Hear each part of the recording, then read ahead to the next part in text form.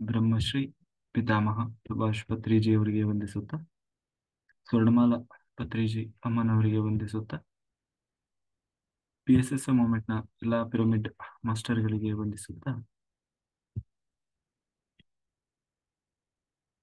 ಹರಿವಾಯುಗುರುಗಳಿಗೆ ವಂದಿಸುತ್ತಾ, ಭಗವಂತ ನಾರಾಯಣನಿಗೆ ವಂದಿಸುತ್ತಾ, grand master ಪ್ರಬೋಧೋಚಿತ್ master ಅವರಿಗೆ ವಂದಿಸುತ್ತಾ, ಲೋಕ ಕಲ್ಯಾಣಾರ್ಥವಾಗಿ ಅಂತ ನಡೀತಾ ಇರುವ ನಮ್ಮ ಈ ರಾಕೇಶ ಧ್ಯಾನ ಯಜ್ಞದಲ್ಲಿ ಭಾಗವಹಿಸಿದಂತ ಯೂಟ್ಯೂಬ್ ಮತ್ತೆ ಜೂಮ್ ನಲ್ಲಿ ಭಾಗವಹಿಸಿದಂತ ಎಲ್ಲಾ ಧ್ಯಾನ ಯೋಗಿ ಬಂಧುಗಳಿಗೆ ವಂದಿಸುತ್ತಾ, ನಮ್ಮ ಈ ಧ್ಯಾನ ಯಜ್ಞಕ್ಕೆ ಸಮಸ್ತ ಬ್ರಹ್ಮಾದಿ ದೇವತೆಗಳನ್ನ ಯಕ್ಷಗಂಧರ್ವ ಕಿನ್ನರ ನಾಗರ ಚೈತನ್ಯವನ್ನ ಆವಾಹನೆಯನ್ನು ಮಾಡೋಣ. ಮೇಲಿನ ಲೋಕಗಳ ಎಲ್ಲ ಆಸ್ಟ್ರಲ್ ಮಾಸ್ಟರ್ಸ್ ಎನ್ಲೈಟೆಡ್ ಮಾಸ್ಟರ್ ಚೈತನ್ಯವನ್ನ ಆವಾಹನೆಯನ್ನು ಮಾಡೋಣ. ಸಪ್ತರ್ಷಿಗಳನ್ನ, ಸಪ್ತರ್ಷಿ ಪತ್ನಿಯರನ್ನ, ತ್ರಿಮೂರ್ತಿಗಳನ್ನ, ತ್ರಿಶಕ್ತಿಯರನ್ನ, ನಮ್ಮೆಲ್ಲರ ಪೂರ್ಣಾತ್ಮನನ್ನ, ವಸುಂಧರಾ ಮಾತೆಯನ್ನ ಆವಾಹನೆಯನ್ನು ಮಾಡೋಣ.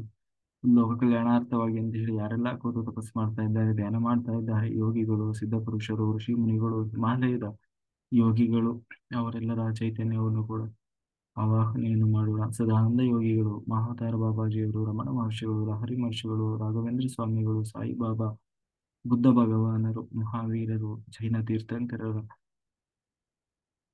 ಚೈತನ್ಯವನ್ನ ಆವಾಹನೆಯನ್ನು ಮಾಡೋಣ.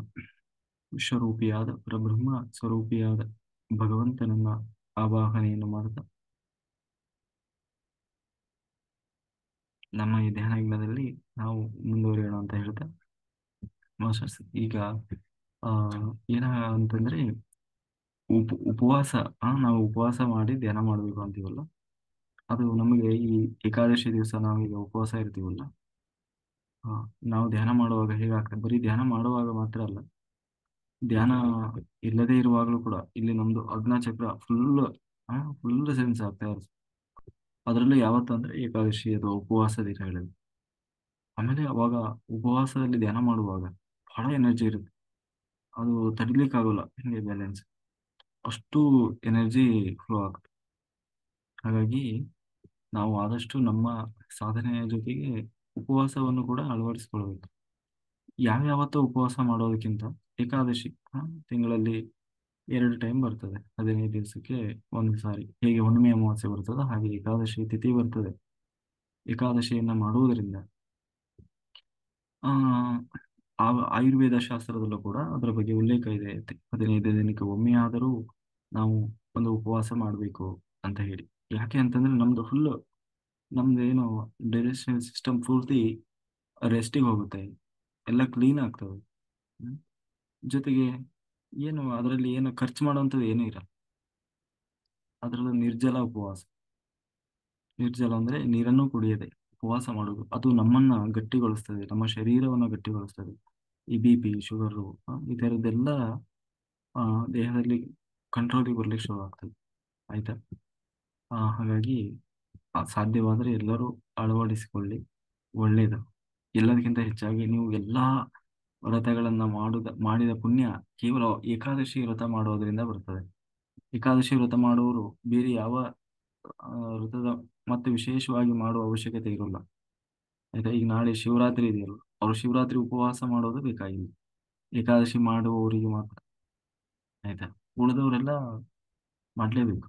ಏಕಾದಶಿ ಮಾಡದೇ ಇರೋರು ಉಪವಾಸವನ್ನ ಶಿವರಾತ್ರಿ ದಿವಸ ಮಾಡ್ಲೇಬೇಕು. ಭರ್ಜರಿ ಊಟ ಮಾಡಿ ಎಲ್ಲ ಆದಷ್ಟು ನಿರ್ಜಲ ಮಾಡಿ. ನಿರ್ಜಲ ಅಂದ್ರೆ ನೀರನ್ನು ಕುಡಿಯದೆ ಮಾಡುವುದನ್ನು ಅಭ್ಯಾಸ ಮಾಡಿ. ಆಯ್ತು, ವೆರಿ ಗುಡ್ ಮಾಸ್ಟರ್ಸ್. ನಾವೀಗಾಗಲೇ ಭಾಗವತ ಚಿಂತನೆಯನ್ನು ಮಾಡ್ತಾ ಇದ್ವಿ. ಭಾಗವತದಲ್ಲಿ ಕೃಷ್ಣ ತಾನು ಉದ್ಧವನಿಗೆ ಉಪದೇಶ ಮಾಡ್ತಾ ಇದ್ದಾನೆ ನೋಡು. ಹೀಗೆ ಆ ನನ್ನ ಎಲ್ಲಿವರೆಗೆ ಬಂದಿತ್ತು, ಆ ಏನು ವಿಭೂತಿ ರೂಪಗಳು, ಕರೆಕ್ಟ್, ಭಗವಂತನ ವಿಭೂತಿ ರೂಪಗಳನ್ನು ಹೇಳ್ತಾ ಇದ್ರು ಅಲ್ಲಿ. ಆ ಹಾ ಕೊನೆಗೆ ತಾನು ಇಷ್ಟೆಲ್ಲ ತಾನು ಹೇಳಿದ, ಏನು ಹೇಳ್ತಾ ಇದ್ದ ಅಂತಂದ್ರೆ, ಯಾವತ್ತು ನಾನು ಅನ್ನೋದು ಇರಬಾರ್ದು. ಅಂದ್ರೆ ದಾಸೋಹಂ, ಅಂದ್ರೆ ನಾನು ಭಗವಂತನ ಈ ವಿಶ್ವಕ್ಕೆ ನಾನು ಕೃತಜ್ಞನಾಗಿದ್ದೇನೆ. ನಾನು ಎಲ್ಲ ಪಡೆದಿದ್ದೆಲ್ಲವನ್ನು ಕೂಡ ಈ ಯೂನಿವರ್ಸ್ ವಿಶ್ವದಿಂದ ಪಡೆದಿದ್ದೇನೆ, ಅಂದ್ರೆ ಭಗವಂತನಿಂದ ಪಡೆದಿದ್ದೇನೆ ಅನ್ನುವ ಕೃತಜ್ಞತಾ ಭಾವ ಎಲ್ಲರಿಗೂ ಇರಬೇಕು. ಜೊತೆಗೆ ನಿನಗೆ ಯಾವುದು ಪ್ರಿಯವಾದುದು ಹಾಗಂತ ಹೇಳಿ ಈ ಅಹಂಕಾರ, ಡಾಂಬಿಕತನ, ಅಥವಾ ನನ್ನನ್ನು ಯಾರೋ ಹೊಗಳಬೇಕು ಅಂತ, ಅಥವಾ ನಾನು ಗುರುತಿಸಿಕೊಳ್ಳಬೇಕು ಅಂತ, ಹೀಗೆಲ್ಲ ಏನನ್ನು ನೀನು ವಿಶೇಷವಾಗಿ ಅಂತ ಮಾಡ್ಲಿಕ್ಕೆ ಹೋಗ್ಬೇಡ. ಏನೇ ಮಾಡು, ನಿರ್ಲಿಪ್ತವಾಗಿ ಮಾಡು. ನನ್ನ ಪಾಲಿನ ಕರ್ತವ್ಯ ಧರ್ಮ ನಾನು ಮಾಡ್ತಾ ಇದ್ದೇನೆ, ಇದರಿಂದ ನನ್ನ ಆತ್ಮನಿಗೆ ತೃಪ್ತಿ ಇದೆ, ನನ್ನೊಳಗಿರುವ ಭಗವಂತನಿಗೆ ತೃಪ್ತಿ ಇದೆ. ಅಂದ್ರೆ ದೇವರನ್ನ ಮೆಚ್ಚಿಸ್ಲಿಕ್ಕೆ ಅಂತ ಮಾಡು, ಯಾರ್ಯಾರನ್ನೋ ಮೆಚ್ಚಿಸ್ಲಿಕ್ಕೆ ಅಂತ ಹೇಳಿ ನೀನು ಯಾವ ಕರ್ಮವನ್ನು ಮಾಡಬೇಡ ಅಂತ ಹೇಳಿ ಆ ಭಗವಂತ ಹೇಳಿ, ತಾನು ಭಗವಂತನ ವಿಭೂತಿ ರೂಪಗಳನ್ನ ನಾನು ಹೇಳ್ತಾ ಇದ್ದಾನೆ. ವಿಭೂತಿ ರೂಪಗಳು, ವಿಭೂತಿ ರೂಪ ಅಂತಂದ್ರೆ ಇದು ಭಗವದ್ಗೀತೆಯಲ್ಲೂ ಕೂಡ ಬಹಳ ವಿಸ್ತಾರವಾಗಿ ಬರ್ತದೆ. ವಿಭೂತಿ ರೂಪ, ವಿಭೂತಿ ರೂಪ ಅಂದ್ರೆ ಭಗವಂತನ ವಿಶೇಷ ಸನ್ನಿಧಾನ. ಆಯ್ತಾ, ಭಗವಂತನ ಸನ್ನಿಧಾನವನ್ನ ವಿಭೂತಿ ರೂಪ ಅಂತ ಕರಿತೀವಿ. ಉದಾಹರಣೆಗೆ ಈಗ ಗೋವನ್ನ ಯಾಕೆ ಶ್ರೇಷ್ಠ ಅಂದ್ರೆ ಅಲ್ಲಿ ಭಗವಂತನ ವಿಶೇಷ ವಿಭೂತಿ ರೂಪ ಇರ್ತದೆ. ಉದಾಹರಣೆಗೆ ಈಗ ತೀರ್ಥಕ್ಷೇತ್ರಗಳಿರ್ಬೋದು, ಅದು ಒಂದು ವಿಗ್ರಹ ಇರ್ಬೋದು, ಅಥವಾ ಕೆಲವೊಂದು ವಸ್ತುಗಳಿರ್ಬೋದು, ಕೆಲವು ವ್ಯಕ್ತಿಗಳಿರ್ಬೋದು, ಅವರಲ್ಲಿ ಆ ಆಮೇಲೆ ಪ್ರತಿಯೊಂದರಲ್ಲೂ ಕೂಡ ದೇವರು ಸರ್ವಾಂತರ್ಯಾಮಿ ಅನ್ನುವುದು ಮೊದಲನೇ ವಾಕ್ಯ ಅಲ್ವಾ. ದೇವರು ಎಲ್ಲರೊಳಗೂ ಇದ್ದಾನೆ ಅನ್ನುವುದು ಅದು ಸರ್ವೇ ಸಾಮಾನ್ಯ. ಆದ್ರೆ ಅಂದ್ರೆ ವಿಭೂತಿ ರೂಪ ಅನ್ನುವುದು ಎಲ್ಲಾ ಕಡೆ ಇದೆ. ಆದ್ರೆ ಅದರಲ್ಲೂ ವಿಶೇಷವಾಗಿ ಎಲ್ಲಿ ಭಗವಂತನ ಸನ್ನಿಧಾನ ಇದೆ ಅದನ್ನ ನಾವು ವಿಭೂತಿ ರೂಪಗಳು, ವಿಶೇಷ ವಿಭೂತಿ ರೂಪಗಳು ಅಂತ ಹೇಳ್ತೀವಿ. ಹಾಗೆ ಅಂತಹ ನನ್ನನ್ನ ಆರಾಧನೆ ಮಾಡಲೇಬೇಕಾದ ವಿಭೂತಿ ರೂಪಗಳು ಯಾವುದು, ಮತ್ತೆ ಅಲ್ಲಿ ಹೇಗೆ ನನ್ನನ್ನ, ನಮಗೇನು ಅಂತಂದ್ರೆ ಆರಾಧನೆ ಅಂದ ತಕ್ಷಣ ಎರಡು ಹೂವು ತುಳಸಿ ಹಾಕೋದು, ಮಂಗಳಾರತಿ ಮಾಡೋದು, ಆಯ್ತಾ, ಇದು ನಮಗೆ ಗೊತ್ತಿರೋದು. ಆದ್ರೆ ದೇವರು ಹೇಳೋದು ಆರಾಧನೆ ಅಂದ್ರೆ ಬರೀ ಅದಲ್ಲ. ಅದು ನಮ್ಮ ದೇವರ ಮನೆ ಪೂಜೆಯಲ್ಲಿ ಕುತ್ಕೊಂಡಾಗ ಮಾತ್ರ ಆತರ ಆರಾಧನೆ, ಅದೊಂದೇ ಮಾಡಬೇಕಾದ ಆರಾಧನೆ ಅಲ್ಲ. ಎಲ್ಲಾ ಕಡೆಯೂ ಭಗವಂತನ ಆರಾಧನೆಯನ್ನು ಮಾಡಬೇಕು ಅನ್ನೋದನ್ನ ಕೃಷ್ಣ ಹೇಳ್ತಾ ಇದ್ದಾನೆ. ಅಂದ್ರೆ ನನ್ನ ಪೂಜೆ, ನನ್ನ ಸ್ಮರಣೆ, ನನ್ನ ಅಂದ್ರೆ ಅನ್ನೋದು ಅದು ಪ್ರತಿ ಕ್ಷಣ ಎಲ್ಲಾ ಕಡೆ ಹೇಗೆಲ್ಲ ಇರಬೇಕು ಅನ್ನೋದನ್ನ ಹೇಳ್ತಾ ಇದ್ದಾನೆ. ಮೊದಲನೇದಾಗಿ ಸೂರ್ಯ, ಆ ಸೂರ್ಯ ಬೇರೆ ಯಾರು ಅಲ್ಲ, ನಾನೇ ಆಗಿದ್ದೇನೆ. ಆ ಸೂರ್ಯ ನಾರಾಯಣ, ಯಾರು, ಅದು ನಾನೇ. ಅದು ಪ್ರತಿದಿನ ನಾನು ನಿನ್ನನ್ನು ನೋಡ್ಲಿಕ್ಕೆ ಪ್ರತಿದಿನ ಬರ್ತಾ ಇದ್ದೇನೆ. ಹಾ, ಪ್ರತಿದಿನ ನೀನು ನನ್ನನ್ನು ನೋಡ್ತಾ ಇದ್ದೀವಿ, ಆದ್ರೆ ನೀನು ನನ್ನನ್ನು ನೋಡ್ತಾ ಇಲ್ಲ. ನೋಡ್ತೀವಿ, ಹೌದು, ಹೇಗೆ ನೋಡ್ತೀವಿ? ಸೂರ್ಯ ಬರ್ತಾನೆ ಹೋಗ್ತಾನೆ, ಬರ್ತಾನೆ ಹೋಗ್ತಾನೆ. ಆದ್ರೆ ಕೃಷ್ಣ ಹೇಳ್ತಾ ಇದ್ದಾನೆ, ನೀನು ಆಗ್ಲೇ ಕೇಳಿದೆಲ್ಲ, ನಿನ್ನನ್ನು ನಾನು ಎಲ್ಲಿ ನೋಡೋದು ಕೃಷ್ಣ? ನೀನು ಅವತಾರ ಸಮಾಪ್ತಿ ಮಾಡಿದ್ದೀನಿ, ಅಥವಾ ದೇವ್ರು ಎಲ್ಲಿದ್ದಾನ್ರಿ, ದೇವ್ರು ಹೇಗೆ ಎಲ್ಲಿ ನಮಗೆ ಕಾಣಿಸೋದೇ ಇಲ್ಲ ಅಂತ ಕೇಳ್ತೀವಲ್ಲ. ಅದಕ್ಕೆ ಕೃಷ್ಣ ಹೇಳ್ತಾ ಇದ್ದಾನೆ, ಆ ಸೂರ್ಯ ಬೇರೆ ಯಾರು ಅಲ್ಲಪ್ಪ, ನಾನೇ. ದಿನನಿತ್ಯ ನಿನ್ನಗೆ ದರ್ಶನ ಕೊಡ್ಲಿಕ್ಕೆ ಬರ್ತೀನಿ, ಆದ್ರೆ ನೀನು ನೋಡ್ಲಿಲ್ಲ ಅಂದ್ರೆ ನಾನೇನ್ ಮಾಡ್ಲಿ? ಹ್ಮ್ ಹಾಗಾಗಿ ಆ ಆಮೇಲೆ ದೇವರು ಅಂದ್ರೆ ಬೇರೆ ಯಾರು ಅಲ್ಲ, ನಾವು ಅನ್ಕೊಂಡಿದ್ದೀವಿ ಅಷ್ಟೇ. ಆಕಾರ ಕೊಟ್ಟು ದೇವರು ಅಂದ್ರೆ ಹೀಗಿರ್ತಾನೆ, ಕೋಟಿ ಸೂರ್ಯ ಸಮಪ್ರಭ, ಕೋಟಿ ಸೂರ್ಯರಿಗೆ ಸಮನಾಗಿರ್ತಾನಂತೆ ಭಗವಂತ. ಹ್ಮ್ ಒಬ್ಬ ಸೂರ್ಯನನ್ನೇ ನಮಗೆ ಸರಿ ನೋಡ್ಲಿಕ್ಕೆ ಆಗೋಲ್ಲ, ಕಣ್ಣಲ್ಲಿ ಕಣ್ಣಿ. ಆ ಕೋಟಿ ಸೂರ್ಯ ಸಮಪ್ರಭನಾದ ಭಗವಂತ ಬಂದು ನಿಂತ್ರೆ ನಮಗೆ ನೋಡ್ಲಿಕ್ಕೆ ಆಗ್ತದ? ಹಾಗೆ ಆ ನಾನು ಆ ಸೂರ್ಯನನ್ನ ನಾವು ಹೇಗೆ ಆರಾಧನೆ ಮಾಡುವುದು ಅಂತಂದ್ರೆ, ಅದಕ್ಕೆ ಕೃಷ್ಣ ಹೇಳ್ತಾ ಇದ್ದಾನೆ, ಅಧ್ಯಯನ ಮಾಡುವ ಮೂಲಕ. ಅಂದ್ರೆ ಎಲ್ಲ ನಾವು ಜ್ಞಾನ ಸಂಪಾದನೆ ಮಾಡುವ ಮೂಲಕ ಅದು ಸೂರ್ಯನಿಗೆ ಕೃತಜ್ಞತೆ. ಜೊತೆಗೆ ಯಾಕೆಂದ್ರೆ ಸೂರ್ಯ ಅವನು ಜ್ಞಾನಕಾರಕನಾದವನು. ಹಾಗಾಗಿ ಜೊತೆಗೆ ನಾವೀಗ ಏನಂತೀವಿ, ದೈಹಿಕವಾದ ವ್ಯಾಯಾಮಗಳನ್ನು ಮಾಡುವ ಮೂಲಕ ಅಥವಾ ಸೂರ್ಯ ನಮಸ್ಕಾರ ಈ ತರದ, ಮತ್ತೆ ಜೊತೆಗೆ ಅಧ್ಯಯನ ಮಾಡುವ ಮೂಲಕ ನಾವು ಸೂರ್ಯನಿಗೆ, ಅಂದ್ರೆ ನಾವು ಈಗ ಸೂರ್ಯ ಗಾಯತ್ರಿ ಮಂತ್ರ ಹೇಳ್ತೀವಲ್ಲ, ಅದು ಈ ಸೂರ್ಯನನ್ನ ಕುರಿತು ಹೇಳುವಂಥದ್ದು. ಹಾಗೆ ಇನ್ನು ಬ್ರಾಹ್ಮಣ ಅಂತಂದ್ರೆ ಯಾರು ಭಗವದ್ ಭಕ್ತರಿದ್ದಾರೆ ಅವರೆಲ್ಲರೂ ಬ್ರಾಹ್ಮಣರೇ. ಬ್ರಾಹ್ಮಣ ಅಂತಂದ್ರೆ ಬರೀ ಬ್ರಾಹ್ಮಣ ಜಾತಿಯಲ್ಲಿ ಬಂದವರು ಅಥವಾ ಜನಿವಾರ ಉಪನಯನ ಆದಂತವರು ಅವರು ಮಾತ್ರ ಬ್ರಾಹ್ಮಣರು ಅಂತ ಅಲ್ಲ. ಭಗವಂತನಲ್ಲಿ ಭಕ್ತಿ ಇರುವ ಪ್ರತಿಯೊಬ್ಬರೂ ಕೂಡ ಬ್ರಾಹ್ಮಣರೇ. ಅಂತಹ ಬ್ರಾಹ್ಮಣರು ಎಲ್ಲಿ ಕಾಣ್ತಾರೆ, ಅವರನ್ನ ಆತಿಥ್ಯ ಮಾಡುವ ಮೂಲಕ ಆರಾಧನೆ ಮಾಡು, ಅವರೊಳಗೆ ದೇವರಿದ್ದಾನೆ ಅಂತ ಹೇಳಿ. ಹೇಗೆ ಆತಿಥ್ಯ ಮಾಡೋದು ಅಂತಂದ್ರೆ, ಈಗ ಹಿಂದೆಲ್ಲ ಇದು ಆತಿಥ್ಯ ಅಂತಂದ್ರೆ ಯಾಕೆ ವಿಶೇಷವಾಗಿ ಅಂತ ಹೇಳ್ತಾ ಇದ್ದಾನೆ ಅಂದ್ರೆ, ಹಿಂದೆಲ್ಲ ಹೇಗಿರ್ತಾ ಇತ್ತು ಅಂದ್ರೆ ಎಲ್ಲರೂ ಕಾಲ್ನಡಿಗೆಯಲ್ಲೇ ನಡೆದು ಹೋಗ್ತಾ ಇದ್ರು, ಒಂದು ಊರಿನಿಂದ ಊರಿಗೆ, ಪಟ್ಟಣಕ್ಕೆ, ನಗರಕ್ಕೆ. ಇವಾಗೆಲ್ಲ ವಾಹನಗಳಿದಾವೆ, ವೆಹಿಕಲ್ ಇದಾವೆ. ಅವಾಗೆಲ್ಲ ನಡೆದು ಹೋಗ್ತಾ ಇದ್ರು ಒಂದು ಕಡೆಯಿಂದ ಇನ್ನೊಂದು ಕಡೆಗೆ. ನಡೆದು ಹೋಗುವಾಗ ಆ ಅವಾಗೆಲ್ಲ ಪ್ರತಿಯೊಬ್ಬರಲ್ಲೂ ಕೂಡ ಒಂದು ಪ್ರತೀತಿ ಇರೋದು, ಮಧ್ಯಾಹ್ನ ಊಟ ಸಮಯದಲ್ಲಿ ಯಾರಾದ್ರೂ ಬರ್ತಾರೆ ಊಟಕ್ಕೆ ಅಂತ ಹೇಳಿ ಮೊದಲೇ ಆ ಅಂದ್ರೆ ಅತಿಥಿ ಅಂದ್ರೆ ಕರೆದು ಬರುವವರು, ಆಯ್ತಾ. ಅತಿಥಿ ಅಭ್ಯಾಗತರು ಅಂತಂದ್ರೆ ಆ ಅವರು ಹ ಅಭ್ಯಾಗತರು ಅಂದ್ರೆ ಕರೆದು ಬರುವವರು, ಅತಿಥಿಗಳಂದ್ರೆ ಕರೆಯದೇ ಬರುವವರು. ಆಯ್ತಾ, ಅಂದ್ರೆ ಗೊತ್ತಿರಲ್ಲ ಅವ್ರು ಯಾರು ಬರ್ತಾರೆ, ಎಷ್ಟೊತ್ತಿಗೆ ಬರ್ತಾರೆ, ಅವ್ರ ಬಗ್ಗೆ ಎಕ್ಸ್ಪೆಕ್ಟೇಷನ್ ಇರಲ್ಲ.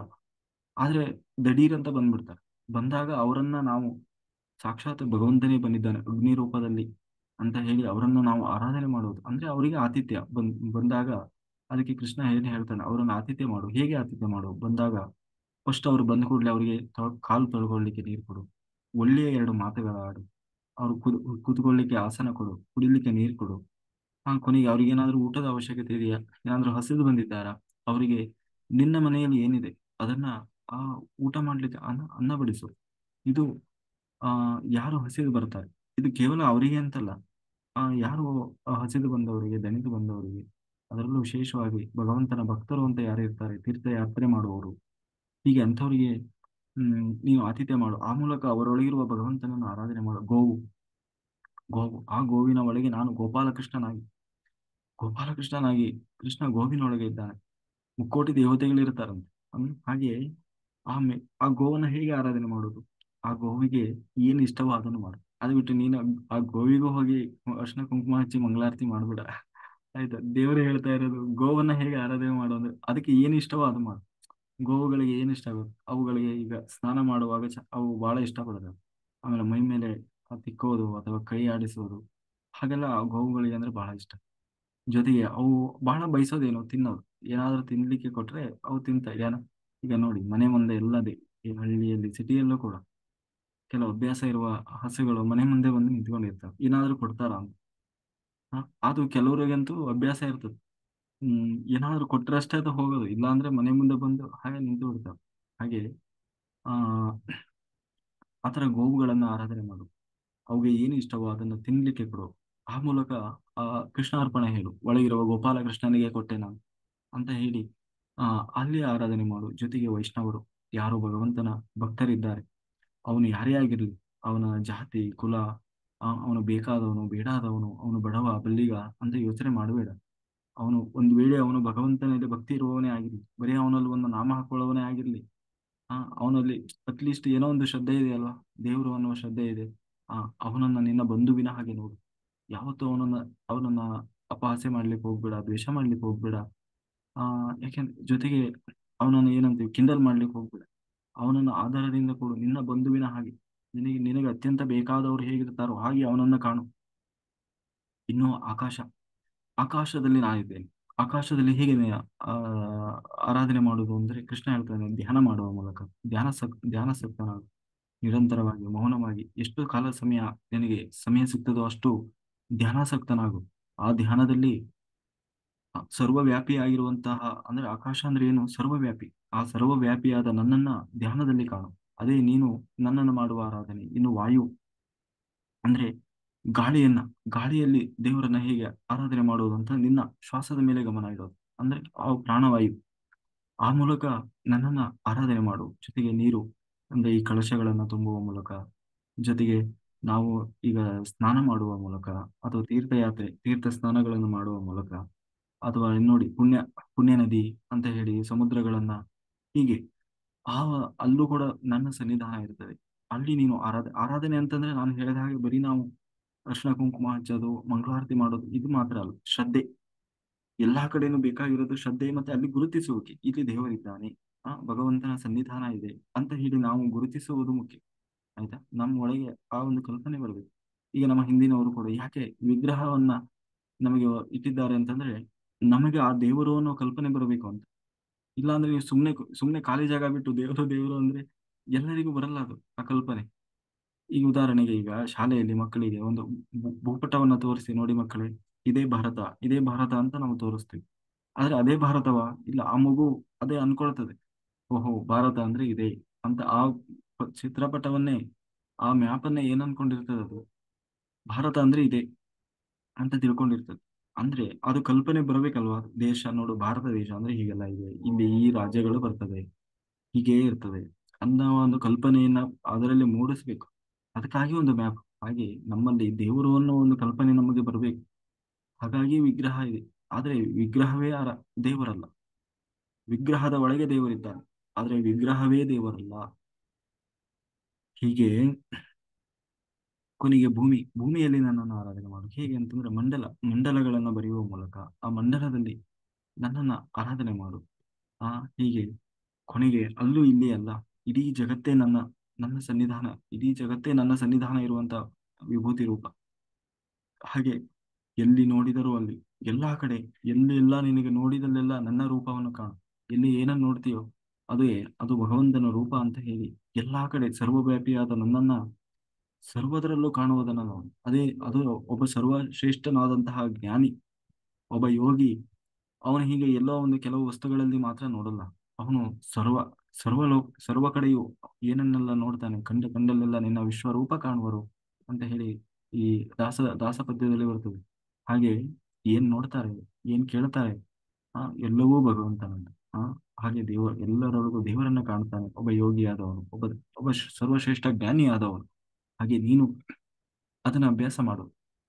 ಕೊನೆಗೆ ನೋಡಪ್ಪ, ಇಷ್ಟೆಲ್ಲ ಅವನು ಏನೇ ಮಾಡ್ಲಿ, ಕೊನೆಗೆ ಭಗವಂತ ಹೇಳ್ತಾ ಇರೋದು, ಅವನು ಏನೇ ಮಾಡ್ಲಿ, ಅವನು ಮಂತ್ರ ಹೇಳ್ತಾನೋ, ಸ್ತೋತ್ರ ಹೇಳ್ತಾನೋ, ಓದ್ತಾನೋ, ಧ್ಯಾನ ಮಾಡ್ತಾನೋ, ಏನೋ ಏನೋ ದೊಡ್ಡ ಯಾಗ ಯಜ್ಞ ಏನೇನೋ ಮಾಡ್ತಾ ಇದ್ದಾನೆ, ಏನೇ ಮಾಡ್ಲಿ, ಆದ್ರೆ ಅದೆಲ್ಲವೂ ಯಾವಾಗ ಸಾರ್ಥಕವಾಗ್ತದೆ ಅಂತಂದ್ರೆ ನನ್ನಲ್ಲಿ ಭಕ್ತಿ ಇದ್ದಾಗ, ದೇವರಲ್ಲಿ ಯಾವಾಗ ಶ್ರದ್ಧೆ ಇರ್ತದೆ, ಕೃಷ್ಣನಲ್ಲಿ ಯಾವಾಗ ಭಕ್ತಿ ಇರ್ತದೆ, ಆ ಭಕ್ತಿಯಿಂದ ಮಾಡಿದ್ದ ಸರ್ವ ಕಾರ್ಯವೂ ಕೂಡ ಅದು ನನ್ನನ್ನು ಸೇರ್ತದೆ ಮತ್ತೆ ನನಗೆ ಇಷ್ಟವಾಗ್ತದೆ.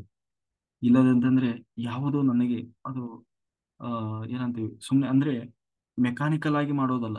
ನಾವ್ ಏನೇ ಮಾಡಿದ್ರು ಒಟ್ಟಿನಲ್ಲಿ ಮಾಡಬೇಕಲ್ಲ ಅಂತ ಮಾಡೋದು. ಆ ಅದು ಈಗ ನಾವು ಹೇಗೆ ದಿನನಿತ್ಯ ಬೇರೆ ಬೇರೆ ಕೆಲಸಗಳನ್ನು ಮಾಡ್ತೇವೋ ಹಾಗೆ ಅದು ಒಂದು ಕೆಲಸ ಅಲ್ಲ. ದೇವರ ಪೂಜೆ ಮಾಡೋದು, ದೇವರ ಆರಾಧನೆ ಮಾಡೋದು ಒಂದು ಕೆಲಸ ಅಲ್ಲ. ಆಯ್ತಾ? ಅದು ನಮ್ಮ ಶ್ರದ್ಧೆ, ದೇವರಿಗೆ ನಾವು ಹೇಳುವ ಒಂದು ಕೃತಜ್ಞತೆ. ನಾವು ದೇವರನ್ನ ಪಡಿಲಿಕ್ಕೆ, ನಮ್ಮನ್ನ ನಾವು ಉದ್ಧಾರ ಮಾಡಿಕೊಳ್ಳುವ, ಅಂದ್ರೆ ಆತ್ಮೋದ್ಧಾರಕ್ಕೆ ಮಾಡಿಕೊಳ್ಳುವ ನಮ್ಮ ನಿತ್ಯ ಕರ್ಮ ಅದು. ಹಾಗಾಗಿ ಯಾರನ್ನೂ ದೋಷಿಸಬೇಡ. ಅದರಲ್ಲೂ ದೇವರನ್ನ ಯಾವತ್ತೂ ದೋಷಿಸಬೇಡ. ಯಾಕೆಂದ್ರೆ ನಮಗೆ ಸಿಟ್ಟು ಬಂದ್ರೆ, ಕಷ್ಟ ಬಂದ್ರೆ ಮೊದಲು ಬೈಯೋದೇ ಯಾರನ್ನ? ದೇವರನ್ನ ಅಲ್ವಾ?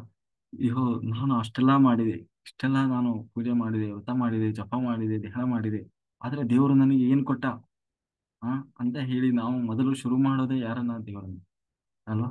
ಹಾಗೆ ಯಾವತ್ತೂ ದೇವರನ್ನ ದೂಷಿಸಬೇಡ, ಬೈಬೇಡ. ಯಾಕೆಂದ್ರೆ ದೇವರಿಗೆ ಯಾರಿಗೂ ಕೆಟ್ಟದ್ ಮಾಡಬೇಕು ಅನ್ನೋ ಉದ್ದೇಶ ದೇವರಿಗೆ ಯಾರಿಗೂ ಯಾವತ್ತೂ ಇಲ್ಲ.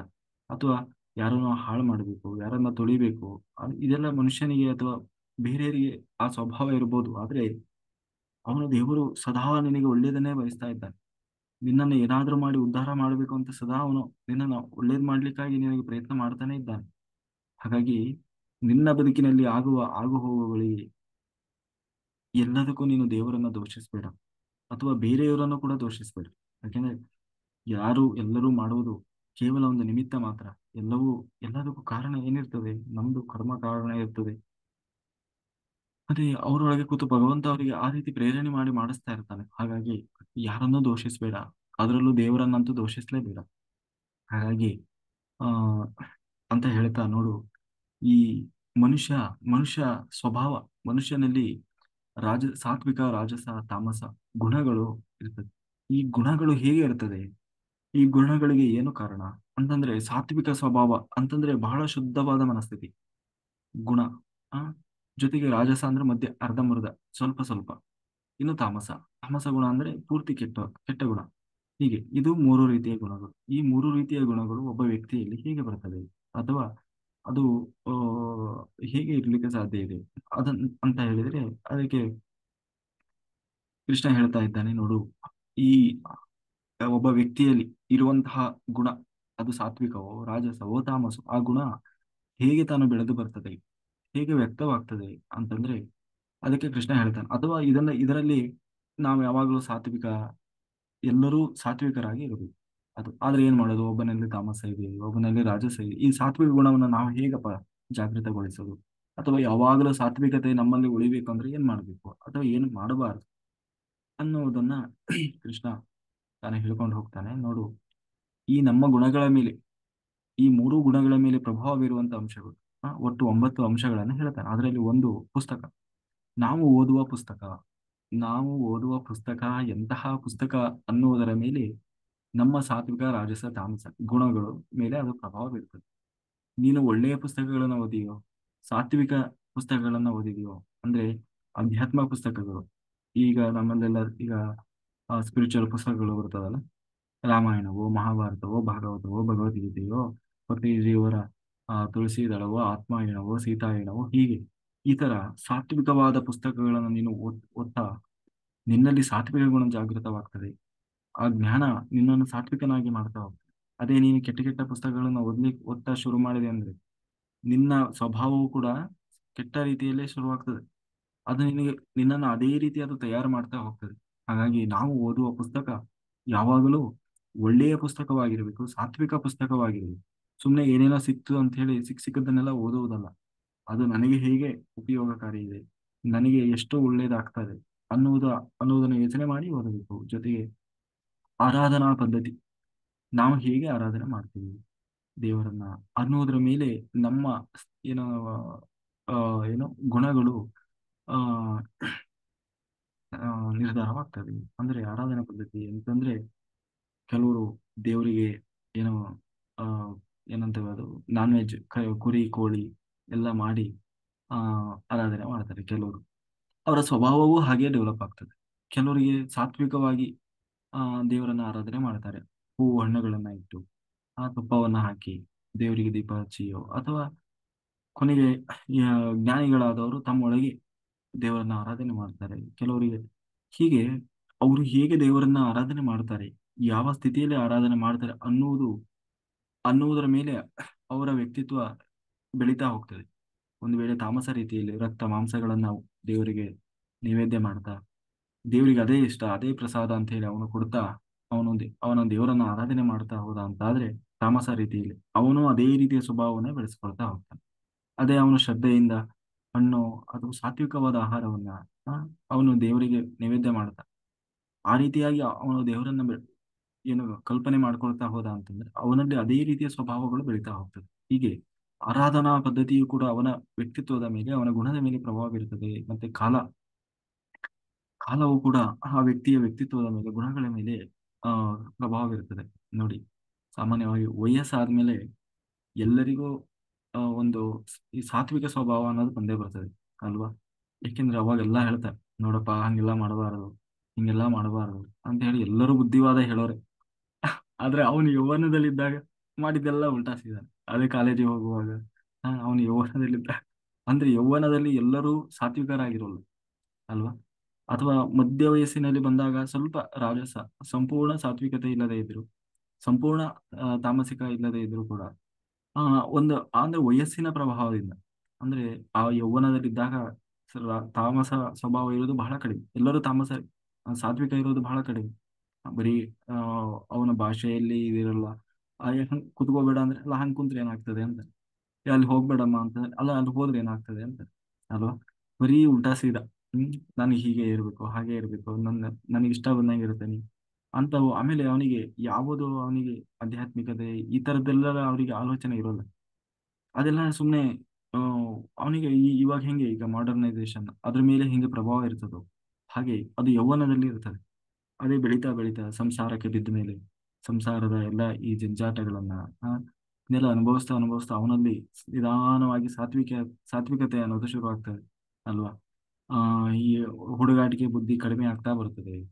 ಆ ಅವನಿಗೆ ತಮಾಷೆ ಬುದ್ಧಿ, ಆ ಸ್ವಲ್ಪ ಸೀರಿಯಸ್ನೆಸ್ ಅನ್ನೋದು ಶುರು ಆಗ್ತದೆ. ನಮ್ಮ ಜೀವನ ರೂಪಿಸಿಕೊಳ್ಬೇಕು, ನಾನು ಹೀಗೆ ಹಿಂಗಿಂಗೂ ಇರಬಾರದು, ಬದುಕಿಗೆ ಒಂದು ಅರ್ಥ ಇದೆ ಅನ್ನುವ ಒಂದು ಸಾತ್ವಿಕ ಸ್ವಭಾವ ಅನ್ನೋದು ನಿಧಾನವಾಗಿ ಆ ವಯಸ್ಸಿನ ಪ್ರಭಾವದಿಂದ ಜಾಗೃತ ಆಗ್ತಾ ಹೋಗ್ತದೆ.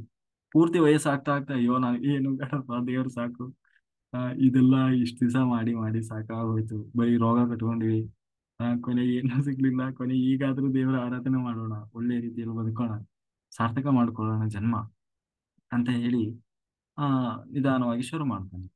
ಹಾಗೆ ಅದು ವಯಸ್ಸಿನ ಸ್ವಭಾವದಿಂದ. ಹಾಗಾಗಿ ವಯಸ್ಸು ಕೂಡ ಅವನ ವ್ಯಕ್ತಿತ್ವದ ಮೇಲೆ ಪ್ರಭಾವ ಬೀರ್ತದೆ. ಹಾಗಾಗಿ ಇವತ್ತು ಯಾರೋ ಒಬ್ಬ ಬಹಳ ಹುಡುಗಾಟಿಗೆ ಇದ್ದಾನೆ ಅಂತಂದ್ರೆ ಕೊನೆಯವರೆಗೂ ಅವನು ಹಾಗೆ ಇರ್ತಾನೆ ಅಂತ ಅವನನ್ನು ತಿಳ್ಕೊಳಕ್ ಹೋಗ್ಬೇಡ. ಯಾಕೆಂದ್ರೆ ಕಾಲಾಂತರದಲ್ಲಿ ಅವನು ಬದಲಾಗ್ಬೋದು ಅಲ್ವಾ. ಹಾಗೆ ಅಥವಾ ಇವತ್ತು ಯಾರೋ ಬಹಳ ಬುದ್ಧಿವಾದ ಹೇಳ್ತಾನೆ, ಪಾಪ ವಯಸ್ಸಾಗಿದೆ, ಬಹಳ ಅನುಭವಸ್ಥರು ಅಂತಂದ್ರೆ ಪಾಪ ಅವನು ಸಣ್ಣಕ್ಕಿದ್ದಾಗ ಯೌವನದಲ್ಲಿ ಮಾಡಿದ್ದೆಲ್ಲ ಅದೇ ಕೆಲಸ. ನೀನ್ ಮಾಡ್ತಾ ಇದ್ದೆ ಇದಕ್ಕಿಂತ ಜಾಸ್ತಿನೇ ಮಾಡಿರ್ತಾನೆ, ಅದೇ ಅನುಭವ ಈಗ ಹೇಳ್ತಾ ಇದ್ದಾನೆ ಅಂತ. ಹೀಗೆ ಕರ್ಮ, ನಾವು ಯಾವ ರೀತಿಯ ಕರ್ಮ ಮಾಡ್ತಾ ಇದ್ದೀವಿ ಕೆಲಸ, ಆ ಕರ್ಮದ ಆಧಾರದ ಮೇಲೆ ನಾವು ಒಳ್ಳೆ ಒಳ್ಳೆ ಕರ್ಮ ಮಾಡ್ತಾ ಇದ್ರೆ, ಅಥವಾ ಇನ್ನೊಬ್ಬರಿಗೆ ಮೋಸ ದಗ ವಂಚನೆ ಮಾಡಿಯೋ ಅಥವಾ ಮೋಸ ಮಾಡಿಯೋ ಹೀಗೆ ನಾವು ಕರ್ಮ ಮಾಡ್ತಾ ಇದ್ರೆ ಅದೇ ರೀತಿಯ ಸ್ವಭಾವ ನಮ್ಮ ಮೇಲೆ ಪ್ರಭಾವ ಬೀರ್ತದೆ. ಜನ್ಮ ಜನ್ಮ ಕಾರಣ ಜನ್ಮ ಕಾರಣ ಅಂತಂದ್ರೆ ಎಲ್ಲಿ ಯಾವ ಮನೆತನದಲ್ಲಿ ಹುಡ್ತೀವಿ, ಆ ಯಾರ ಎಂತಹ ಒಂದು ಕುಟುಂಬದಲ್ಲಿ ನಾವು ಹುಡ್ತೀವಿ, ಸಂಪ್ರದಾಯ, ಜಾತಿ ಕುಲ ಹೀಗೆ ಅದರ ಆಧಾರದ ಮೇಲೆ ಅವನ ವ್ಯಕ್ತಿತ್ವ ರೂಪವಾಗ್ತದೆ. ಸಾಮಾನ್ಯವಾಗಿ ತುಂಬಾ ತಾಮಸಿಕ ಇರುವಂತಹವರ ಮನೆಯಲ್ಲಿ ಹುಟ್ಟಿದ್ರೆ ಅವನಲ್ಲಿ ಸಾತ್ವಿಕ ಸ್ವಭಾವ ಅನ್ನೋದು ಬರೋದು ಬಹಳ ಕಡಿಮೆ. ಅಂದ್ರೆ ಅವರ ತಂದೆ ತಾಯಿ ಅವರಲ್ಲಿ ದೇವರು ಅನ್ನೋದಿರೋಲ್ಲ. ಅವರು ಹುಟ್ಟಿದಾಗಲಿಂದಲೇ ಆ ಏನೋ ಈಗ ನಾನ್ ವೆಜ್ ಇರ್ಬೋದು, ಅಥವಾ ಒಂದು ದಿನ ಪೂಜೆ ಮಾಡಿದವರಲ್ಲ, ಈ ತರ. ಆಮೇಲೆ ಆ ಒಂದು ಆ ಕೇರಿ ಊರು ಅದೆಲ್ಲವೂ ಕೂಡ ಆ ತಾಮಸವಾಗಿದ್ರೆ ಅವನಲ್ಲೂ ಕೂಡ ಅದೇ ತರದ ವ್ಯಕ್ತಿತ್ವ ಬೆಳೆದು ಬಂದ್ಬಿಡುತ್ತೆ. ನೀವು ಭಾರತದಲ್ಲಿ ಹುಟ್ಟಿದ ಒಂದು ಮಗುವನ್ನು ಒಯ್ದು ಚೈನಾದಲ್ಲಿ ಬಿಟ್ರೆ ಏನಾಗ್ತದೆ? ಅದು ಅಲ್ಲಿಯ ಒಂದು ವಾತಾವರಣ ಪರಿಸ್ಥಿತಿಗೆ ಅನುಗುಣವಾಗಿಯೇ ಬೆಳೆದು ಬರ್ತದೆ. ಅದು ಭಾರತದ ಮಗು ಅಂತ ಹೇಳಿ ಇಲ್ಲಿ ಸಂಪ್ರದಾಯ ಏನು ಹುಟ್ಟಿನಿಂದಲೇ ಬೆಳೆಸ್ಕೊಳ್ಳಲ್ಲ. ಅಲ್ಲಿದು ಹೇಗಿರ್ತದೋ ಅದರ ಒಂದು ಪ್ರಭಾವದ ಪ್ರಕಾರವೇ ಅದು ಬೆಳೆದು ಬರ್ತದೆ ಅಲ್ವಾ. ಹಾಗೆ ಅವನು ಹುಟ್ಟಿದಂತಹ ಏನಂತೀವಿ ಪ್ರದೇಶ, ಅದರ ಆಧಾರದ ಮೇಲೆ ಒಂದು ವೇಳೆ ಅವನು ತುಂಬಾ ಸಾತ್ವಿಕ ಜೀವ ಆದ್ರೆ ಏನ್ ಮಾಡೋದು, ಯಾರೋ ತಾಮಸರ ಮನೆಯಲ್ಲಿ ಹುಟ್ಟಿದ್ದಾನೆ, ತಂದೆ ತಾಯಿಗಳು ಅಲ್ಲಿ ಪಾಪ ಬಹಳ ವಾತಾವರಣ ಬರೀ ಆ ಈ ತರ ದೇವ್ರು, ಈ ತರ ಅಧ್ಯಾತ್ಮ, ಈ ತರದ್ದು ಯಾವುದರ ಕಲ್ಪನೆಯೂ ಇಲ್ಲ. ಸುಮ್ಮನೆ ಉಣ್ಣೋದು ತಿನ್ನೋದು, ಏನ್ ಸಿಕ್ತೋ ಅದು ತಿನ್ನೋದು, ಆ, ಅದು ರಕ್ತ ಮಾಂಸ ಎಲ್ಲ ಇದರಲ್ಲಿ ಇರ್ತಾರೆ. ಅವರಿಗೆ ಈ ಪಾಪ ಪುಣ್ಯ ಯಾವುದರ ಇದು ಇರಲ್ಲ. ಆ ಹುಡುಗನು ಕೂಡ ಅದೇ ರೀತಿ ಬೆಳೆದು ಬರ್ತಾನೆ. ಹಾಗಾಗಿ ಅದರಲ್ಲಿ ಎಲ್ಲೋ ಒಬ್ಬ ಸ್ವಲ್ಪ ಅದರಲ್ಲಿ ಕೂಡ ಚೈತನ್ಯ ಬಹಳ ಆ ಸಾಧಕ ಆಗಿದ್ರೆ ಜೀವ, ಆ ಅವನಲ್ಲೂ ಹುಟ್ಟಿನಿಂದಲೇ ಸಾತ್ವಿಕ ಸ್ವಭಾವವನ್ನು ಹೇಳ್ತದೆ. ಇಲ್ಲ ಅಂದ್ರೆ ಏನಾಗ್ತದೆ, ಈ ಧ್ಯಾನ, ನಾವು ಮಾಡುವ ಧ್ಯಾನ, ಏನನ್ನ ಧ್ಯಾನ ಮಾಡ್ತಾ ಇದ್ದೇವೆ, ಯಾರನ್ನ ಧ್ಯಾನ ಮಾಡ್ತಾ ಇದ್ದೇವೆ, ಏನಕ್ಕಾಗಿ ಧ್ಯಾನ ಮಾಡ್ತಾ ಇದ್ದೇವೆ ಅನ್ನೋದು ಕೂಡ ಆ ವ್ಯಕ್ತಿಯ ವ್ಯಕ್ತಿತ್ವವನ್ನ, ಆ ಅವನ ಗುಣವನ್ನ ಪ್ರತಿನಿಧಿಸ್ತದೆ. ಹಾಗಾಗಿ ಮಾಡುವ ಧ್ಯಾನದಲ್ಲಿ ಬಹಳಷ್ಟು ಧ್ಯಾನಗಳಿದ್ದಾವೆ. ಧ್ಯಾನ ಅಂದ್ರೆ ಬರೀ ಕಣ್ಮುಚ್ಕೊಂಡು ಮಾಡೋದು ಮಾತ್ರ ಅಲ್ಲ, ನಾವು ಆಲೋಚನೆ ಮಾಡುವ ರೀತಿ, ಯಾರನ್ನ ನೆನಪಿಸ್ಕೊಳ್ಳೋದು ಅಂತೀವಲ್ಲ, ಧ್ಯಾನ ಮಾಡೋದು ನೆನಪಿಸ್ಕೊಳ್ಳೋದು. ಹಾಗೆ ನಾವು ಸದಾ ಯಾವುದನ್ನ ನೆನಪು ಮಾಡ್ಕೊಳ್ತಾ ಇರ್ತೀವಿ, ಯಾರನ್ನ ಚಿಂತನೆ ಮಾಡ್ತಾ ಇರ್ತೀವಿ, ಅದೇ ನಮ್ಮ ಸ್ವಭಾವವಾಗಿ ಬೆಳೀತಾ ಹೋಗ್ತದೆ. ಜೊತೆಗೆ ಜಪಿಸುವ ಮಂತ್ರ, ನಾವು ಯಾವ ಮಂತ್ರವನ್ನು ಜಪಿಸ್ತೇವೆ ಅನ್ನೋದ್ರ ಮೇಲೆ ನಮ್ಮ ವ್ಯಕ್ತಿತ್ವ ನಿರ್ಮಾಣ ಆಗ್ತದೆ. ಕೆಲವರು ಈ ವಾಟ ಮಂತ್ರ ಮಾಡೋರು ಕೂಡ ಮಂತ್ರವಾದಿಗಳು ಅಂತೀವಲ್ಲ. ಹ್ಮ್ ನೀವು ಆ ತರದ ಮಂತ್ರಗಳನ್ನ ಜಪಿಸ್ತಾ ಹೋದ್ರೆ ನಮ್ಮಲ್ಲೂ ಕೂಡ ಅದೇ ರೀತಿಯ ತಾಮಸ ಸ್ವಭಾವ ಅನ್ನೋದು ಜಾಗೃತವಾಗ್ತಾ ಹೋಗ್ತದೆ. ಅದೇ ನೀವು ಒಳ್ಳೆ ಸಾತ್ವಿಕ ಮಂತ್ರಗಳನ್ನು ಜಪಿಸ್ತಾ ಹೋದ್ರೆ, ಅಂದ್ರೆ ಈಗ ಶಿವ ಪಂಚಾಕ್ಷರಿಗಳಿರ್ಬೋದು, ನಾರಾಯಣ ದ್ವಾದಶಾಕ್ಷರ ಮಂತ್ರಗಳಿರ್ಬೋದು, ಕೃಷ್ಣ ಮಂತ್ರ, ಹೀಗೆ ಸಾತ್ವಿಕ ಮಂತ್ರಗಳನ್ನ ಪಠನೆ ಮಾಡ್ತಾ ಮಾಡ್ತಾ ನಮ್ಮಲ್ಲಿ ಸಾತ್ವಿಕ ಸ್ವಭಾವವೇ ಜಾಗೃತವಾಗ್ತದೆ.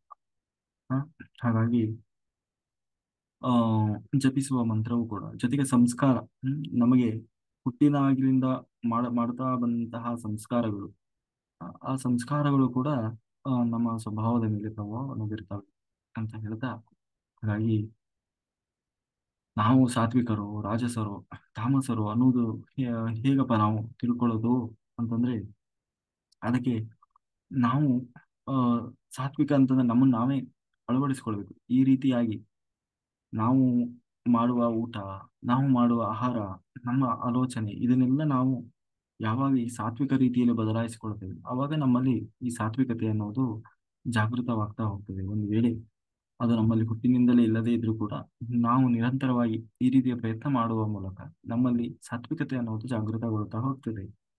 ಇದನ್ನ ನೋಡ್ಬೋದು. ಈಗ ನೋಡಿ, ಮೆಡಿಟೇಷನ್ ಮಾಡೋರು ಎಷ್ಟೋ ಜನ ಮಾಸ್ಟರ್ಸು, ಅವರಲ್ಲಿ ನಾನ್ ವೆಜ್ ಇದಿರ್ತದೆ, ಆಮೇಲೆ ನಾನ್ ವೆಜ್ ಬಿಡ್ತಾರೆ.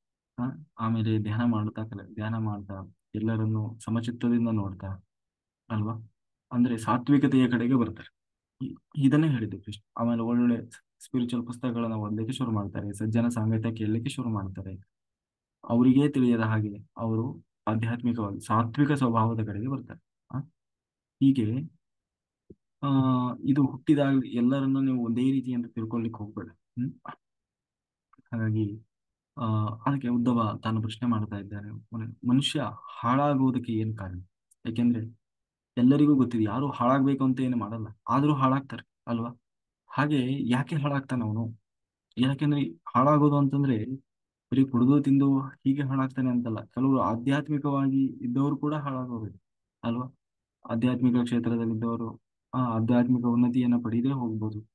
ಅಥವಾ ತಾನು ನಿಜವಾಗ್ಲೂ ಏನನ್ನು ಮಾಡಬೇಕು ಅದನ್ನು ಮಾಡದೆ ಇನ್ನೇನೋ ಮಾಡ್ತಾ ಇರ್ಬೋದು. ಹೀಗೆ ಮನುಷ್ಯ ಹಾಳಾಗ್ತಾನಲ್ವಾ? ಹಾಗೆ ಹಾಳಾಗೋದಕ್ಕೆ ಏನು ಕಾರಣ ಅಂತ ಹೇಳಿ ಉದ್ಧವನ ಪ್ರಶ್ನೆ. ಅದಕ್ಕೆ ಮತ್ತೆ ಹೇಗೆ ಹಾಳಾಗ್ತಾನೆ ಅದಕ್ಕೆ ಕೃಷ್ಣ ಹೇಳ್ತಾ ಇದ್ದಾನೆ. ಮೊದಲನೇದಾಗಿ ನಾನೇ ಅನ್ನುವ ನಾನು ನನ್ನದು ಅನ್ನುವ ಅಹಂಕಾರ ಮಮಕಾರ ಕಾರಣ.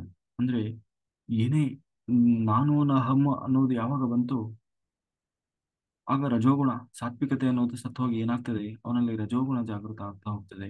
ಅಂತಂದ್ರೆ ನಾನು ಅನ್ನೋದು ಅಂತಂದ್ರೆ ಏನೇ ಮಾಡ್ಲಿ ನಾನು ಮಾಡ್ತಾ ಇದ್ದೇನೆ, ನಾನು ಮಾಡಿದೆ ಅನ್ನುವ ಅಹಂ, ನನ್ನೊಳಗೆ ಕೂತ ಭಗವಂತ ಮಾಡಿಸ್ತಾ ಇದ್ದಾನೆ ಅನ್ನುವ ಕಲ್ಪನೆಯನ್ನು ಮರೆತ ಯಾವಾಗ ಎಲ್ಲವನ್ನು ನಾನೇ ಮಾಡ್ತಾ ಇದ್ದೇನೆ ಅನ್ನುವ ಒಂದು ಅಹಂಕಾರ ಸ್ವಭಾವ ಯಾವಾಗ ಶುರುವಾಗ್ತದೆ, ಅವನಲ್ಲಿ ಆ ಈ ರಜೋಗುಣ ಅನ್ನೋದು ಜಾಗೃತ ಆಗ್ತಾ ಹೋಗ್ತದೆ. ಆಯ್ತು. ಹಾಗಾಗಿ ನಾನು ಅನ್ನೋದನ್ನು ಬಿಡಬೇಕು. ನನ್ನೊಳಗೆ ಕೂತು ಭಗವಂತ ಮಾಡಿಸ್ತಾ ಇದ್ದಾನೆ.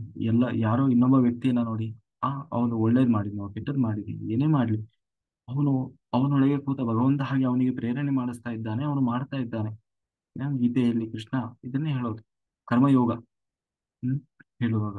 ಹಾಗಾಗಿ ನಾವು ಮಾಡುವ ಕರ್ಮದಲ್ಲಿ ಒಳ್ಳೇದಿರ್ಬೋದು ಕೆಟ್ಟದಿರ್ಬೋದು ಅದು ನಮಗೆ ಅಂಟಬಾರದು ಅಂದ್ರೆ ಏನ್ ಮಾಡ್ಬೇಕು? ಕೃಷ್ಣ ಹೇಳುವ ಏನು ಅಂತ, ಕರ್ಮಯೋಗಿ ಆಗು. ಏನು ಕರ್ಮಯೋಗ?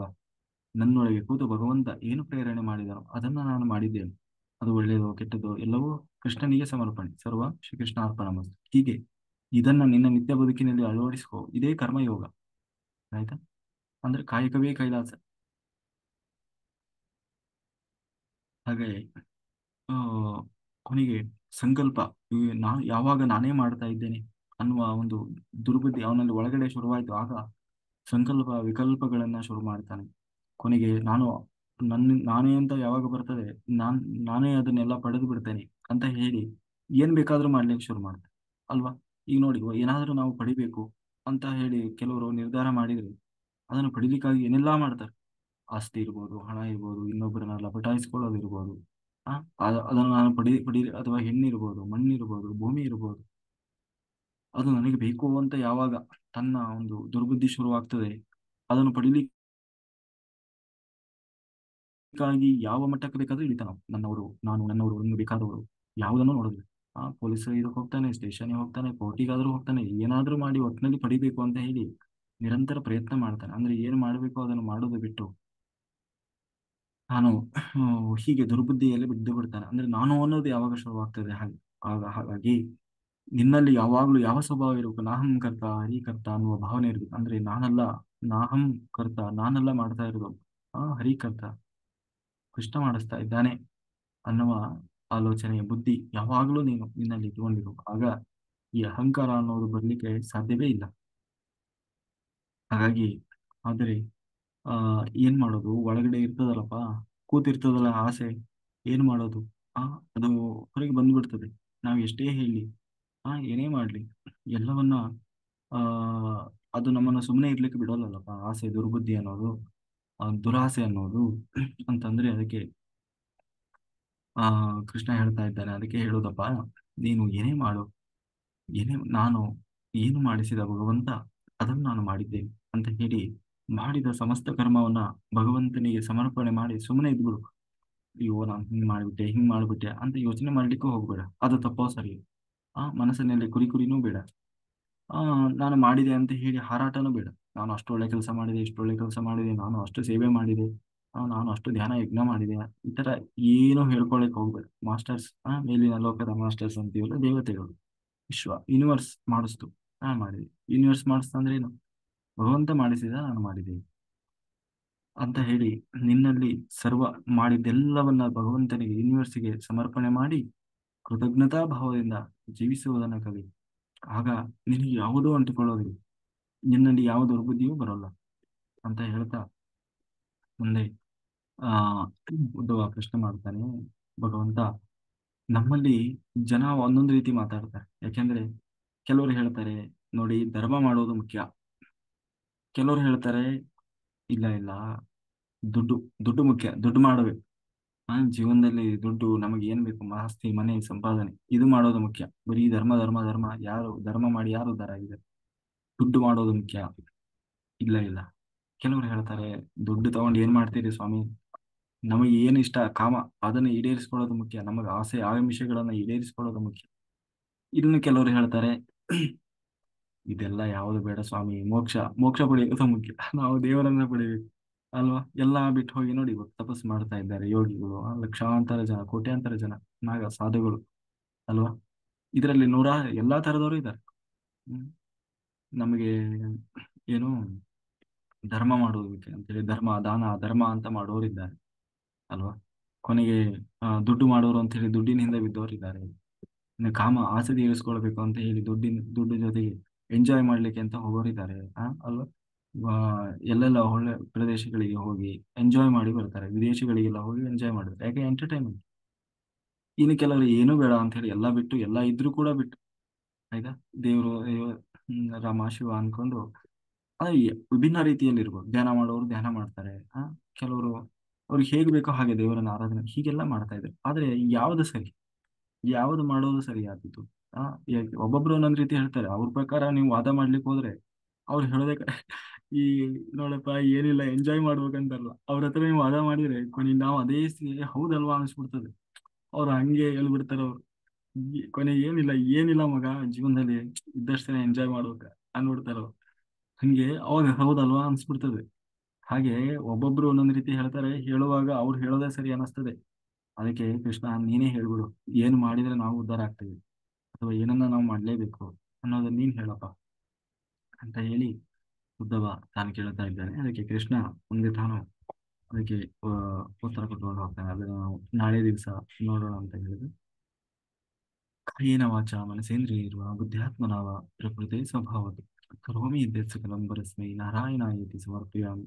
ನನ್ನೊಡೆ ಹರಿವಾಯು ಗುರುಗಳು ನಿಂತು ಏನು ಹೇಳಿಸಿದರೂ ಅಷ್ಟು ಹೇಳುವ ಪ್ರಯತ್ನ ಮಾಡಿದ್ದೇನೆ. ಏನೇ ಲೋಪದೋಷ ಇದ್ದರೂ ಅದು ನನ್ನ ತಪ್ಪಿನಿಂದ ಬಂದ ಸುಜ್ಞಾನವೆಲ್ಲವೂ ಭಗವಂತನದ್ದು ಎಂದು ಹೇಳ್ತಾ ಇಲ್ಲಿಯವರೆಗೆ ಜೂಮ್ ಯೂಟ್ಯೂಬ್ನಲ್ಲಿ ವೀಕ್ಷಿಸಿದಂಥ ಎಲ್ಲಾ ಯೋಗಿ ಬಂಧುಗಳಿಗೂ ಅನಂತ ಕೋಟಿ ಧನ್ಯವಾದಗಳು. Thank you, thank you, thank you, very good.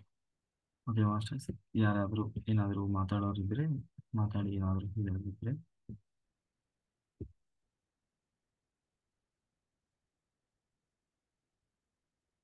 ಇಲ್ಲ ಅಂದ್ರೆ ನಾವು ಸಂಕಲ್ಪ ಮಾಡಿ ಶುರು ಮಾಡೋಣ. ಆಯ್ತು, ವೆರಿ ಗುಡ್. ಹೇಳಿ. ಹ್ಮ್.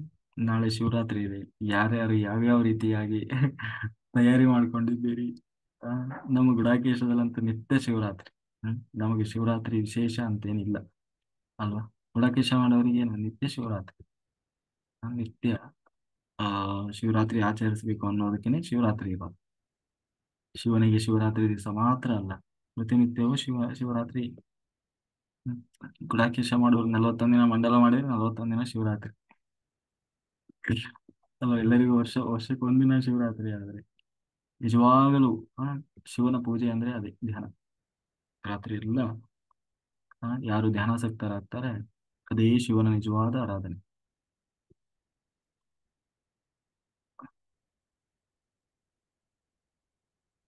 ಹೌದಾ.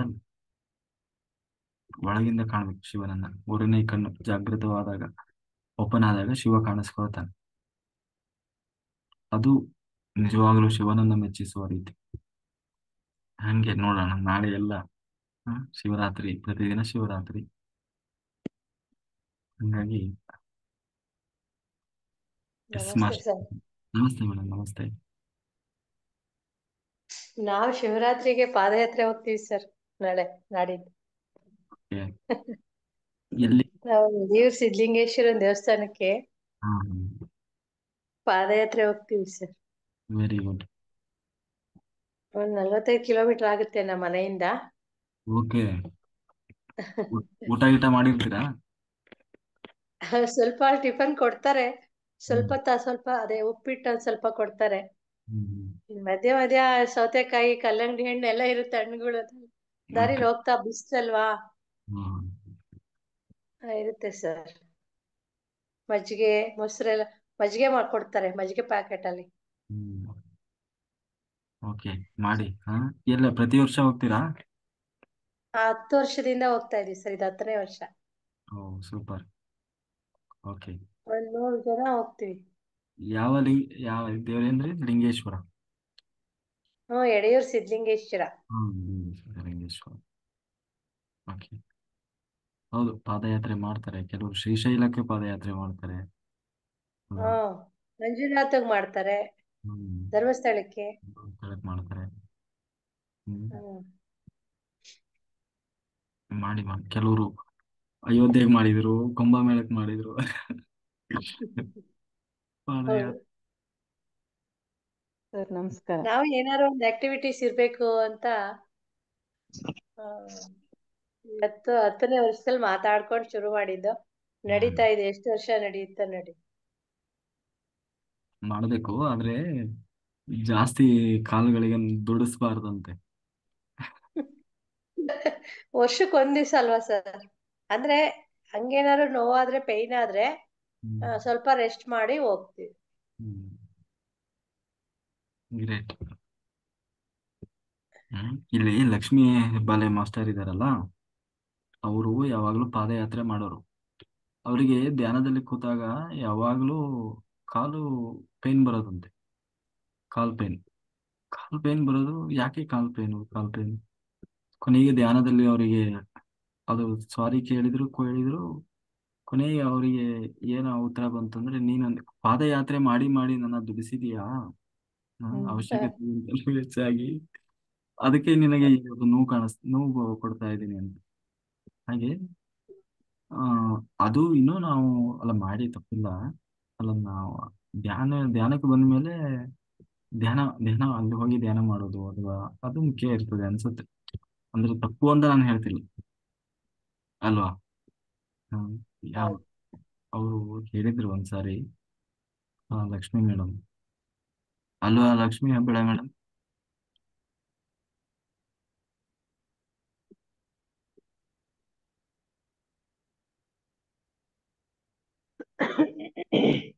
ಅನ್ಮ್ಯೂಟ್ ಮಾಡಿ, ಅನ್ಮ್ಯೂಟ್.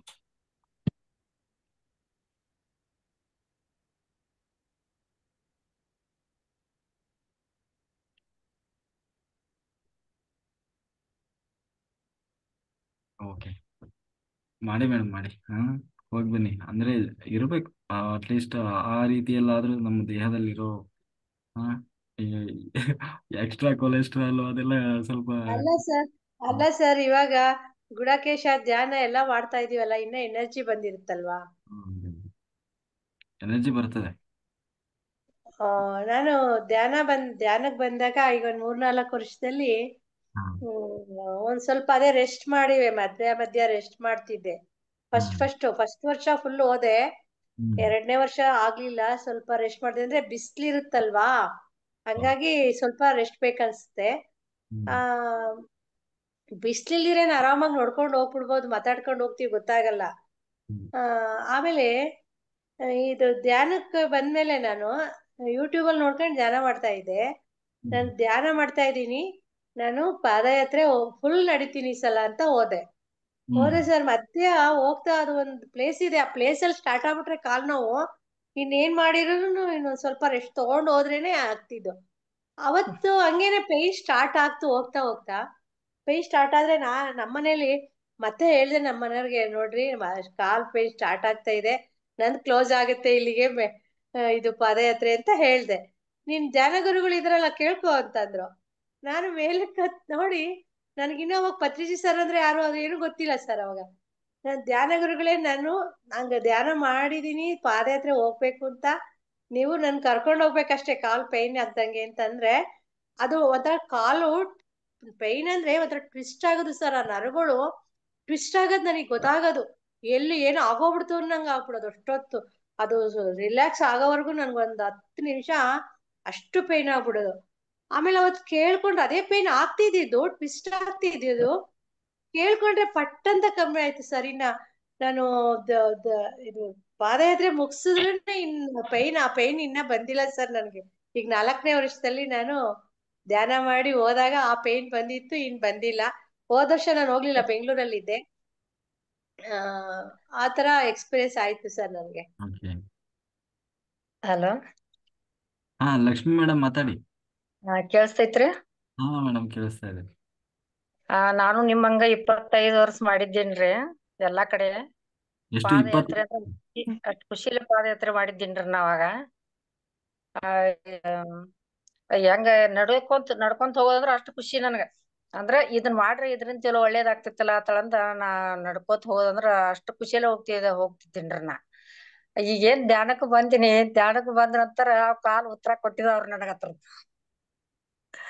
ಈಗ ಹತ್ರಾಗ ಗುಡಾಕೇಶ್ ಬಂದ ನಂತರನ ಕಾಲ್ ನನಗ್ ಹೇಳಿದ್ರು, ನೀ ಪಾದಯಾತ್ರೆ ಮಾಡಿ ನನಗ್ ದಣಿಸಿದಿ, ಅದಕ್ಕ ನಿನಗ ಇಷ್ಟ ನೋವು ಕೊಡಾಕತ್ತಿದೇನ ಅಂತ ಹೇಳ್ರಿ.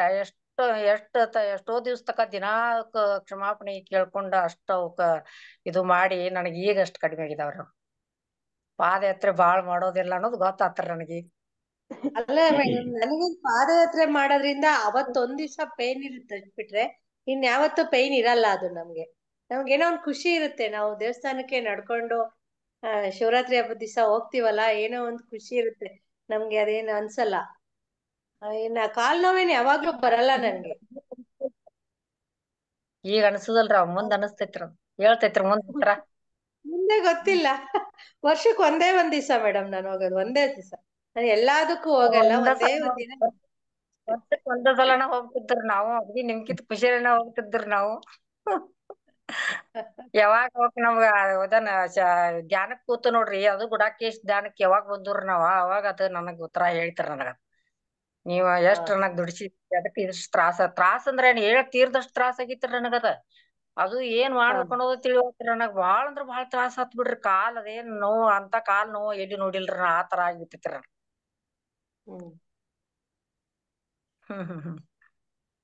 Okay madam. ಈಗಂತೂ ಮಳಿ ಎಲ್ಲಾರು ಗ್ರೂಪ್ ಅಲ್ಲಿ ಹೋಗ್ತಿವಲ್ವಾ, ಗ್ರೂಪ್ ಅಲ್ಲಿ. ಅಲ್ಲ, ಈ ಧ್ಯಾನಕ್ ಬಂದ ನಂತರ ಈಗ ಏನ್ 4ನೇದ್ ಗುಡಾಕೇಶ್ ಮಾಡಾಕತ್ತೀನ್ರಲ್ಲ, ನನಗ್ ಎಲ್ಲಾ ದೇವ್ರ ನನ್ ಮನಿ ಒಳಗ ಅದಾವ, ಎಲ್ಲಾ ಕಡೆ ಬಿಟ್ಟು ಬಿಟ್ಟೇನ್ರಿ. ನಾವ್ ಹೊರಗ ಹೋಗೋದ್ ಬಿಟ್ಟಿದ್ದೇನ್ರಿ. ಹೋಗಲ್ಲ, ನಾನು ಹೋಗಲ್ಲ. ನಾನು ಹೋಗಲ್ಲ, ಎಲ್ಲಾರು ಇಲ್ಲೇ ಇದಾರೆ. ಆದ್ರೆ ಈಗ ಗ್ರೂಪ್ ಅಲ್ಲಿ ಹೋಗ್ತಿವಲ್ಲ, ಈಗ ಒಬ್ರಿಗೊಬ್ರಿಗೆ ಒಂಥರ ಸಪೋರ್ಟಿವ್ ಅಲ್ರಿ, ಅಲ್ವಾ. ಇವತ್ತ 2-3 ದಿವ್ಸ ಆತೊಂದ್ ಹೊಸಾದ ಇದನ್ನ ಚಾಲು ಮಾಡೇನ್ರಿ. ಈಗ ಮತ್ ಕ್ಲಾಸ್ ಹೇಳಾಕತೈತ್ರಿ, ಧ್ಯಾನದ ಕ್ಲಾಸ್. ಆ ಧ್ಯಾನದ ಕ್ಲಾಸ್ ಹೇಳೋದ್ರಿಂದ ಇಷ್ಟು ನನಗ ಆನಂದ ಅನಿಸ್ತ್ರಿ. ಇವತ್ತಿಂದರೆ ಆ ಲಾಸ್ಟ್ ಎಲ್ಲಾ ಮುಗಿದ್ ನಂತರ, ಅಮ್ಮ ಹಾಡ ನೀ ಹಾಡ ಬಾಳ್ ಚಂದ ಅಂತೀನಿ ನೀನು ಅಂತಂದ ಅವ್ರೆಲ್ಲಾರು ಇದು ಮಾಡ್ತಾರ ನನಗ. ಅಂದ್ರನು ಬಾಳ ಅಂದ್ರ ಇವತ್ ನನಗ ಈ ಅರುಣ್ ಕುಮಾರ್ನ ಮಾತಾಡ್ಸ್ಬೇಕು ಅನ್ನೋದು, ಅವ್ರಿಗೆಲ್ಲಾ ಅವ್ರನ್ನ ಭೇಟಿ ಮಾಡಿಸ್ಬೇಕು ಅನ್ನೋದು ನನಗ್ ಇಚ್ಛಾ ಐತ್ರಿ. ಅವ್ರ ಫೋನ್ ಮಾಡೀನಿ, ಅವ್ರ ಇದಾದಾರ ನಂಗೆ ನೆನಪಿಲ್ಲಾಗಿತ್ರಿ ಇವತ್ತು. ಇಂದ ಏಕಾದಶಿ ಇರ್ಲ, ಸಾರಿ ಕೇಳ್ಕೊತಾನ ಅವ್ರಿಗೆ ಅಂತ. ಅದಕ್ಕ ಅಷ್ಟು ಮಂದಿ ಎಲ್ಲ ನಮಗೂ ಪರಿಚಯ ಮಾಡಿಸ್ಕೊಡ್ರಿ, ನಿಮ್ ಗುರುಗಳ್ ನಮಗೂ ಪರಿಚಯ ಮಾಡಿಸ್ಕೊಡ್ರಿ ಅಂತಿದ್ರಿ ಅವ್ರ. ಇನ್ನೊಂದ್ ಸ್ವಲ್ಪ ದಿನ ಹೋಗ್ಲ್ರಿ, ನೀವ್ ಬಾಳಷ್ಟು ಮಂದಿ ಆದ ನಂತರ ಅವ್ರನ್ನ ಪರಿಚಯ ಮಾಡಿಸ್ಕೊಡ್ತಾನ ಅಂತ ಹೇಳೇನ್ರಿ ಅವ್ರಿಗೆ. ಎಲ್ಲಾರು ಗುಡಾಕೇಶ್ ಆಗಿರುತ್ತೆ ಹೇಳೇನ್ರಿ ಅವ್ರಿಗೆ. ಅದಕ್ಕೆ ಈಗ ನೋಡ, ಪಾದಯಾತ್ರೆ ಮಾಡೋಕ್ಕಿಂತಲೂ ಈ ವಯಸ್ಸಿನಾಗ ನಾವ್ರಿ ಈ ಗುಡಾಕೇಶ್ ಏನ್ ಧ್ಯಾನ ಮಾಡೋದಿವ್ರಲ್ಲ, ಈ ತರ ಎಲ್ಲಾನ ಸಿಗತೈತ್ರಿ ನಮ್ಗ. ಎಲ್ಲಿ ಹೋಗೋ ಅವಶ್ಯಕತೆನೇ ಇಲ್ರಿ, ಯಾವ ದೇವ್ರಿಗೆ ಹೋಗಾನಿಲ್ರಿ, ಮನಿ ಬಿಟ್ಟು ಹೊರಗ ಹೋಗಾನಿಲ್ರಿ ನಾರೇ. ಅಷ್ಟ ಆನಂದ ಸಿಗಿತ್ರಿ ನನಗಿತ್ರ. ಹೌದು ಮೇಡಮ್, ಧ್ಯಾನದಲ್ಲೇ ಎಲ್ಲಾ ಸಿಕ್ಕೈತೆ, ನಮ್ಗೇನು ಅವಶ್ಯಕತೆ ಇಲ್ಲ. ಆದ್ರೆ ನಾವ್ ಅದ್ ರೂಢಿ ಮಾಡ್ಬಿಟ್ಟಿದೀವಲ್ವಾ, ಇವತ್ತು ಒಂದ್ ದಿವಸ ಹೋಗ್ ಬರೋಣ ಅಂತ ಅಷ್ಟೇ. ಎಲ್ಲಾ ಗ್ರೂಪ್ ಅಲ್ಲಿ ಹೋಗ್ತೀವಲ್ಲ. ಎಂಟರ್ಟೈನ್ಮೆಂಟ್ ಆದ್ರೆ ಅಲ್ವಾ, ಏನೇನೋ ಮಾಡಿ ಎಂಟರ್ಟೈನ್ಮೆಂಟ್ ತಗೊಂತಾರೆ. ಈ ತರ ದೇವ್ರ ಕೆಲಸ ಮಾಡಿ ಆದ್ರೂ ಸ್ವಲ್ಪ ಅಲ್ವಾ. ಮಾಡ್ತಾ ಇದೀವಲ್ಲ ಸರ್ ಗುಡಕೇಶನು. ಅಲ್ಲಲ್ಲ, ಇದು ಕರೆಕ್ಟೇ. ಅಲ್ಲ ಮೇಡಮ್, ಅದೇ ಹೋಗಿರಿ ಅಂದೆ ನಾನು. ಅದ್ರಲ್ಲೂ ಒಂದು ಎಂಟರ್ಟೈನ್ಮೆಂಟ್ ಅಲ್ವಾ. ಎಲ್ಲ ಜನ, ಎಲ್ಲಾ ತರ ಜನ ಬರ್ತಾರೆ. ನೀವು ಅದನ್ ಜೊತೆಗೆ ಧ್ಯಾನ ಪ್ರಚಾರನೂ ಮಾಡಿಬಿಡಿ ಅಷ್ಟೇ. ಧ್ಯಾನ ಪ್ರಚಾರನೂ ಆಗುತ್ತೆ ನನ್ಗೆ. ಅಷ್ಟೇ, ಮುಗೀತದು, ಅಲ್ಲಿ ಸಾರ್ಥಕ ಆಯ್ತದು. ಹೌದು. ಯಾರ್ಯಾರು ಹೌದು ಸಿಗ್ತಾರೆ ಸರ್. ಎಲ್ಲರಿಗೂ ಹೇಳ್ಬಿಡಿ, ಧ್ಯಾನ ಮಾಡಿ ಅನ್ಕೊಂತ ಹೋಗ್ಬಿಡಿ. ಧ್ಯಾನ ಪ್ರಚಾರದ ಯಾತ್ರೆ ಆಗ್ತದ. ನಡಕ್ ಕೂತು ಧ್ಯಾನ ಮಾಡೋದು ಹೋಗಲ್ ಸರ್. ಹಾ, ನೀವು ಮಧ್ಯೆ ಮಧ್ಯೆ ಕುತ್ಕೊಂಡ್ ಸುಮ್ನೆ ಧ್ಯಾನ ಕುತ್ಕೊಂಡ್ ಬಿಟ್ರೆ ಅವಾಗೆಲ್ಲ ಕೇಳ್ತಾರೆ, ಏನೋ ಮಾಡ್ತಾ ಇದಾರಲ್ಲ, ಏನ್ ಮಾಡ್ತಾ ಇದಾರೆ ಇವ್ರು ಅಂತ. ಅವಾಗ ಅವ್ರಿಗೆ ಹೇಳ್ಕೊಟ್ಬಿಡ್ರಿ, ಬಂದ್ ಕುತ್ಕೊಳ್ರಿ ಧ್ಯಾನ ಮಾಡಿ. ಒಳ್ಳೆ ರಿಲೀಫ್ ಆಗ್ತದೆ, ಹೋಗ್ಲಿಕ್ಕೆ ಶಕ್ತಿ ಬರ್ತದೆ. ರೆಸ್ಟ್ ಆಗುತ್ತೆ, ಧ್ಯಾನನೂ ಆಗುತ್ತೆ, ಪ್ರಚಾರನೂ ಆಗುತ್ತೆ, ಎಲ್ಲ ಆಗುತ್ತೆ ಒಟ್ಟಿಗೆ. ನೋಡ್ರಿ, ನಿಮ್ಮ ಈ ಪಾದಯಾತ್ರೆಯನ್ನು ಧ್ಯಾನ ಪ್ರಚಾರಕ್ಕೆ ಹೆಂಗೆಲ್ಲ ಉಪಯೋಗಿಸ್ಕೊಳ್ಬಹುದು. ಹೆಂಗ್ ಉಪಯೋಗಿಸ್ಬೋದು. ಹೌದು ಸರ್, ಯೂಸ್ ಮಾಡ್ಕೋತೀನಿ ಸರ್. ಅವಾಗ ಕಾಲು ಬೇಜಾರ್ ಮಾಡ್ತಿದ್ದೆ. ಹೇಳಿ ಸರ್. ಅವಾಗ ಕಾಲುಗಳು ಕೂಡ ಬೇಜಾರ್ ಮಾಡ್ಕೊಳ್ಳೋದು, ಬಿಡು ಧ್ಯಾನ ಪ್ರಚಾರ ಮಾಡ್ತಾ ಇದಾರೆ ಸುಮ್ಮನೆ. ಹೌದು ಹೌದು ಸರ್, ಧ್ಯಾನ ಪ್ರಚಾರನೂ ಮಾಡ್ತೀನಿ ಸರ್. ಹ್ಮ್. ಹೋಗ್ತಾ ಹೋಗ್ತಾ ಧ್ಯಾನ ಮಾಡ್ಕೊಂಡು ಹೋಗ್ತೀನಿ. ಹಾ, ಓಕೆ. ಧ್ಯಾನ ಮಾಡ್ಕೊಂಡು ಅಲ್ಲೇ ಅವ್ರ ಹತ್ರ ಎಲ್ಲ ಮಾಡಿಸ್ಕೊಂಡು 15 ನಿಮಿಷ ಹೋಗೋದು. ಅದು ಕುತ್ಕೊಳ್ರಿ ಒಂದ್ 10 ನಿಮಿಷ ಧ್ಯಾನ ಮಾಡೋಣ ಅನ್ನೋದ. ಅವಾಗ ಗೊತ್ತಿಲ್ದೇ ಇರೋರು ಕುತ್ಕೊಂತಾರಲ್ಲ, ಹೌದು. ಕಾಲ್ಗೂ ರೆಸ್ಟ್ ಬೇಕಾಗಿರುತ್ತೆ, ಕುತ್ಕೊಂಡೇ ಬಿಡ್ತಾರ ಅವರು. ಅವರಿಗೆ ಕುತ್ಕೊಳ್ರಿ ಅಂದ್ರೆ ಸಾಕಾಗಿರ್ತದ. ಹೌದು ಸರ್. ಹ್ಮ್. ಸರ್ ನನಗೆ ನಮಸ್ಕಾರ. ನಿನ್ನೆ ಮೊನ್ನೆ ಸ್ವಲ್ಪ ಇದಾಯ್ತು ಸರ್, ಯಾಕೋ ನೆಗಡಿ ಆಗಿ ಮೈಕೈ ಎಲ್ಲ ಒಂಥರ ಪೇನ್ ಆಗ್ತಿತ್ತು. ಇವತ್ತು ಹಂಗೆ ಬೆಳಗ್ಗೆ ಹಂಗೆ ಆಗ್ತಾ ಇತ್ತು ಸರ್. ಇವತ್ತೇನ್ ನಾನು ಮಲಗ್ಬಿಡ್ತೀನಿ, ನನ್ ಕೈಲಿ ಆಗೋದೇ ಇಲ್ಲ ಇವತ್ತು ಅನ್ಕೊಂಡೆ. ಆಮೇಲೆ 11 ಗಂಟೆಗೆ ಮಾಸ್ಟರ್ ಅಯ್ಯಪ್ಪ ಸರ್ ಕ್ಲಾಸ್ಗೆ ಜಾಯ್ನ್ ಆದೆ. ತಡಿ ಅಯ್ಯಪ್ಪ ಸರ್ ಕ್ಲಾಸಿಗೆ ಜಾಯ್ನ್ ಆಗ್ಬಿಡೋಣ, ನೋಡೋಣ ಅಲ್ಲೇನ್ ಎನರ್ಜಿ ಸಿಗುತ್ತೆ. ನಾನು ಡೈಲಿ ಆಗ್ತೀನಿ ಅಲ್ಲೂನು. 11 ಗಂಟೆಗೆ ಅಷ್ಟು ಪೈನ್ ಆಗ್ತಾ ಇತ್ತು ನನಗೆ. ಬೆನ್ನೆಲ್ಲ ಒಂಥರ ಮೈಕೈ ನೋವು ಅಂತ, ನಂಗೆ ಒಂಥರ ನೆಗಡಿ ಮೈಕೈ ನೋವು, ಜ್ವರ ಬಂದಂಗೆ. ಆಮೇಲೆ ನಾನೇನ್ ಅನ್ಕೊಂಡಿದ್ದೀನಿ, ಕಾಯಾನುಪಸರ ಆಗ್ತಾ ಇದೆ. ಓಕೆ ಓಕೆ ಅನ್ಕೊಂಡಿದ್ರೆ ಇವತ್ತು ಇನ್ನೂ ಜಾಸ್ತಿ ಆಗ್ಬಿಡ್ತು. ಏನ್ ಸುಮ್ಮನೆ ಮಲ್ಕೊಂಡೇ ಬಿಡೋಣ ಅನ್ನೋ ಅಷ್ಟು. ಆಮೇಲೆ ಅದೇ ಧ್ಯಾನಕ್ಕೆ ಕೂತ್ಕೊಂಡು ಎದ್ರೆ ಇವತ್ತು ಹೀಲಿಂಗ್ ಬೇರೆ ಮಾಡಿದ್ರು, ಅದು ಸೌಂಡ್ ಹೀಲಿಂಗ್ ಅಯ್ಯಪ್ಪ ಸರ್ ಎಷ್ಟು ಚೆನ್ನಾಗಿ ಕ್ಲಿಯರ್ ಆಯ್ತು ಅಂದ್ರೆ, ಬೆಳಗ್ಗೆಯಿಂದ ನನಗೆ ಮಲ್ಕೋಬೇಕು ಅಂತಾನೆ ಅನ್ಸಿಲ್ಲ. ಫುಲ್ ಕ್ಲಿಯರ್ ಆಗೋಯ್ತು ಧ್ಯಾನದಿಂದ ಎದ್ದೇಳೋ ಅಷ್ಟ್ರಲ್ಲಿ. ಹ್ಮ್. ಅಷ್ಟು ಚೆನ್ನಾಗಾಯ್ತು ಸರ್. ಅದೇ ಅದು ನಾವು ಒಂದ್ ಟೈಮ್ ಹಂಗ ಆಗ್ತದೆ. ಈ 41 ದಿನದ ಜರ್ನಿಯಲ್ಲಿ ಮೊದಲನೇ ಮಂಡಲದಲ್ಲಿರೋರು ಅವರಿಗೆ ಸ್ವಲ್ಪ ಒಂದು ಸಾರಿ ಒಂದು ಮೂಮೆಂಟಲ್ಲಿ ಹಂಗ ಆಗ್ತದೆ. ಅದಂಗ ಆಗುತ್ತೆ ಅಂತ ಹೇಳಿ ನಾವು ಬಿಡಬಾರ್ದು. ಏನಿಲ್ಲ, ಆ ಟೈಮಲ್ಲಿ ಸುಮ್ಮನೆ ಕುತ್ಕೊಂಡು ಯೋಗ ನಿದ್ರೆ ಈ ಥರದ್ದು ಏನಾದ್ರು ಮಾಡಿದ್ರೆ ಇಮ್ಮಿಡಿಯೇಟ್ ರಿಲ್ಯಾಕ್ಸ್ ಆಗ್ಬಿಡುತ್ತೆ. ನಾವು ಅವಾಗ ಹಾಗೆ ಕುತ್ಕೊಂಡು ಆ ಕಡೆ ಹೇಳೋದು ಕೂರೋದು ಏನೇನೋ ಮಾಡ್ಲಿಕ್ಕೆ ಹೋಗ್ತೀವಿ, ಅವಾಗ ಅದು ಇದಾಗ್ತದೆ. ಒಂದ್ 2 ತಾಸು 3 ತಾಸು ಹಗಲು ಟೈಮಲ್ಲಿ 1 ಅವರ್ ಆದ್ರೂ ಕೂತ್ಕೊಂಡು ಧ್ಯಾನ ಮಾಡಿಬಿಟ್ರೆ ಖಂಡಿತ ಇಮ್ಮಿಡಿಯೇಟ್ ಕಂಟ್ರೋಲಿಗೆ ಬರುತ್ತೆ. ಅಥವಾ ನೋವು ಪೇಯ್ನು ಏನೇ ಇದ್ರು ಅಷ್ಟೇ. ಸರ್ ನಮಸ್ಕಾರ. ನಮಸ್ತೆ ಮೇಡಮ್. ನಮಸ್ಕಾರ ಸರ್. ಅದೇ ಹೀಗೆ ಹೇಳ್ತಾ ಇದ್ರಲ್ಲ, ನನಗೂ ಒಂದೊಂದ್ಸಾರಿ ಹಿಂಗ್ ಮೈ ಬಿಸಿ ಆಗ್ಬಿಡೋದು, ಏನು ಜ್ವರ ಬಂದಂಗ ಅನ್ಸೋದು, ಹಂಗ ಆಗ್ತಾ ಇರುತ್ತೆ. ಆವಾಗ ಏನ್ ಮಾಡೋದು, ನಾವು ರೆಸ್ಟ್ ತಗೊಂಡ್ರೆ, ಸಾಮಾನ್ಯ ನೋಡಿದೀನಿ ರೆಸ್ಟ್ ತಗೊಂಡಾಗ ಆತರ ಆಗುತ್ತೆ ಸರ್. ರೆಸ್ಟ್ ತಗೊಂಡ್ ಎದ್ದಾಗ ಒಂದು 1/2 hour 1 hour ರೆಸ್ಟ್ ತಗೊಂಡ್ ಎದ್ದಾಗ ಆತರ ಅನ್ಸುತ್ತೆ. ಒಂದೊಂದ್ಸರಿ ಇದು ಸೆಷನ್ ಮುಗಿಸ್ಕೊಂಡು ಹೋಗಿ ಮಲ್ಗ್ಬಿಡ್ತೀವಿ ಅಂದ್ರೆ ಸುಮ್ನೆ ಒಂಚೂರು ಅದು ಒಂಥರ ರೂಢಿ ಬಂದ್ಬಿಟ್ಟೈತಲ್ವಾ, ಲೇ ಡೌನ್ ಆಗೋದು ಅಂತ ಸ್ವಲ್ಪ ಹಿಂಗ್ ಬೆನ್ನಿಗೆ ರೆಸ್ಟ್ ಕೊಡೋಣ ಅಂತ ಮಾಡ್ಕೊಂಡ್ರೆ ಅಲ್ಲೇ ನಿದ್ದೆ ಎದ್ಬಿಟ್ರೆ ಎದ್ರೆ ಹಂಗಾಗುತ್ತೆ, ಫ್ರೆಶ್ ಅನ್ಸಲ್ಲ ಅವಾಗ. ನಾವು ಈಗ ಕ್ಲಾಸ್ ಮುಗಿಸ್ಕೊಂಡು ನಾವು ಯೂಶುವಲಿ ಓಡಾಡ್ಕೊಂಡು ಇದ್ಬಿಟ್ರೆ ಏನೂ ಅನ್ಸೋದಿಲ್ಲ, ಚೆನ್ನಾಗಿರ್ತೀವಿ. ಸ್ವಲ್ಪ ರೆಸ್ಟ್ ಮಾಡಕ್ ಹೋದ್ರೆ ಹಂಗ್ ಮೈಯೆಲ್ಲ ಬಿಸಿ ಆಗ್ಬಿಡೋದು, ಮೈ ಕೈ ನೋವಾಗೋದು ಆ ಥರ. ಒಂದೊಂದ್ಸರಿ ಮಧ್ಯಾಹ್ನ ಒಂದೊಂದ್ಸರಿ ಹಂಗಾಗುತ್ತೆ. ಸುಮ್ಮನೆ ರೆಸ್ಟ್ಗೆ ಅಂತ ಒಂಚೂರು ಬೆನ್ನು ಕೊಟ್ಟಾಗ ಎದ್ರೆ ಮೈ ಕೈ ಎಲ್ಲ ನೋವು ಬಿಸಿ ಬಿಸಿ ಆದಂಗೆ. ನಾವು ರೆಸ್ಟ್ ಮಾಡಕ್ ಹೋದ್ರೇನೆ ಹಂಗಾಗ್ಬಿಡುತ್ತೆ ಸರ್, ಅದು ಯೂಶುವಲಿ ಹಂಗೆ ಆಗ್ತಾ ಇದೆ. ಮತ್ತೆ ಸರ್, ಇದು ಇನ್ನು ನಮ್ದು ಶಿವರಾತ್ರಿ ಆಸ್ ಯೂಶುವಲ್ ಪ್ರೋಗ್ರಾಮ್ಸ್ ಇರುತ್ತಾ ನಿಮ್ ಕಡೆಯಿಂದ, ಅಥವಾ ವಿಶೇಷವಾಗಿ ಶಿವಂದು ಏನಾದ್ರು ಇರುತ್ತಾ ಸರ್? ವಿಶೇಷವಾಗಿ ಏನ್ ಮಾಡೋಣ ವಿಶೇಷವಾಗಿ? ಅಲ್ಲ ಗೊತ್ತಿಲ್ಲ ನೀವು ಏನು ಅಂತ. ನಾನು ಯೂಶುವಲ್ ಆಗಿ ಇರುತ್ತಾ, ಅಥವಾ ಇನ್ನು ಶಿವರಾತ್ರಿ ಅಂತ ಏನಾದ್ರು ಸ್ಪೆಷಲ್ ಅದ್ರದ್ದು ಶಿವಂದೇ ಏನಾದ್ರು ಇರುತ್ತಾ ಅಂತ ಕೇಳ್ದೆ. ನನಗೇನೋ ಬರ್ಲಿಲ್ಲ ಅದು. ಅದೇ ಅನ್ಕೊಂಡೆ ನಾನು ಏನಾದ್ರು ವಿಶೇಷವಾಗಿ ಮಾಡೋಣ ಅಂತ. ನನಗೆ ಅನ್ಸಿದ್ದು ಅದೇ, ಇಲ್ಲಿ ನಿತ್ಯವೂ ಶಿವರಾತ್ರಿನೇ, ಮತ್ತೆ ವಿಶೇಷವಾಗಿ ಅಂತ ಇದು ಏನಿರ್ತದೆ. ಹಂಗ್ ನೋಡಿದ್ರೆ ನಿತ್ಯವೂ ಶಿವರಾತ್ರಿನೇ ಆಗಿದೆ ನಮ್ಗೆ, ಯಾಗ್ಲೂ ರಾತ್ರಿ ಏನಿಲ್ಲ. ಹಂಗಾಗಿ ನೋಡೋಣ, ಯಾರಾದ್ರೂ ಹಾಡು ಗೀಡು ಶಿವನ ಹಾಡು ಹೇಳ್ತೀವಿ ಈ ಸಜ್ಜನ ಸಾಂಗತ್ಯದ ಸಮಯದಲ್ಲಿ ಎಲ್ಲರೂ ಶಿವಪ್ಪನ ಹಾಡು ಹೇಳೋದು. ಕೆಲವರು ಯಾವ್ಯಾವ ರೀತಿ ನೀವು ನಿಮ್ಮ ಮನೆಯಲ್ಲಿ ಶಿವರಾತ್ರಿ ಸೆಲೆಬ್ರೇಟ್ ಮಾಡ್ತಾ ಇದ್ದೀರಿ ಅದನ್ನೆಲ್ಲ ತೋರಿಸಿ ಎಲ್ಲರೂ ನೋಡ್ತಾರೆ. ಹೇಳಿ ನಿಮ್ಮಲ್ಲಿ ಶಿವರಾತ್ರಿಯ ವಿಶೇಷತೆಗಳೇನು, ಅದ್ರ ಬಗ್ಗೆ ಎಲ್ಲ ನಾವು ಸ್ವಲ್ಪ 1 hour ಚರ್ಚೆ ಮಾಡೋಣ.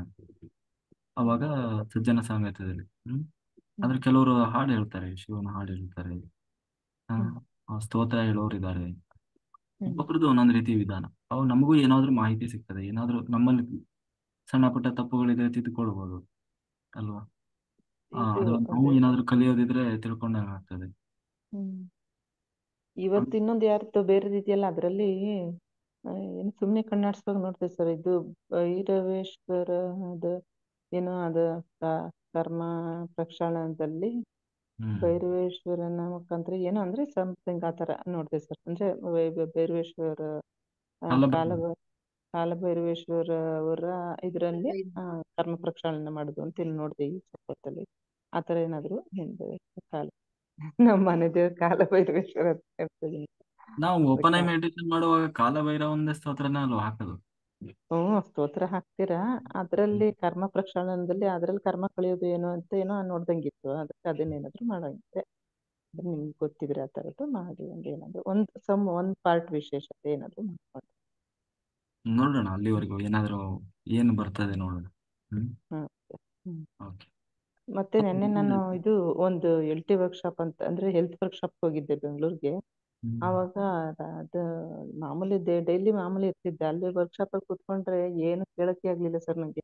ನಿದ್ದೆ ಎಳ್ದೆಳ್ದ ಎಲ್ಲ ನಾನು ನೋಡಿದ್ರೆ ನಂಗೆ ಒಂಥರ ಅನ್ಸೋದು, ಯಾಕೆ ಹಂಗೆ ಆಗ್ತೈತೆ ಗೊತ್ತಿಲ್ಲ. ಸುಮ್ಮನೆ ಇದ್ರೆ ಮಾಮೂಲಿ ಸುಮ್ಮನೆ ಇರ್ತೀನಿ, ಅಲ್ಲಿ ಅಷ್ಟು ಚೆನ್ನಾಗಿತ್ತು ಸೆಷನ್, ತುಂಬಾ ಚೆನ್ನಾಗಿತ್ತು. ಕೇಳಿಸ್ಕೊಂತ ಇದ್ರೆ ನಿದ್ದೆ ಎಳ್ಕೊಂಡೇ ಹೋಗ್ತಾ ಇದೆ, ನಂಗೇನು ಕೇಳಿಸ್ಕೊಳಕ್ಕೆ ಸರಿ ಹೋಗ್ಲಿಲ್ಲ, ಮರ್ದಂಗೆ ಆಯ್ತು ಸರ್. ಯಾಕೆ ಹಂಗಾಯ್ತು ಸರ್?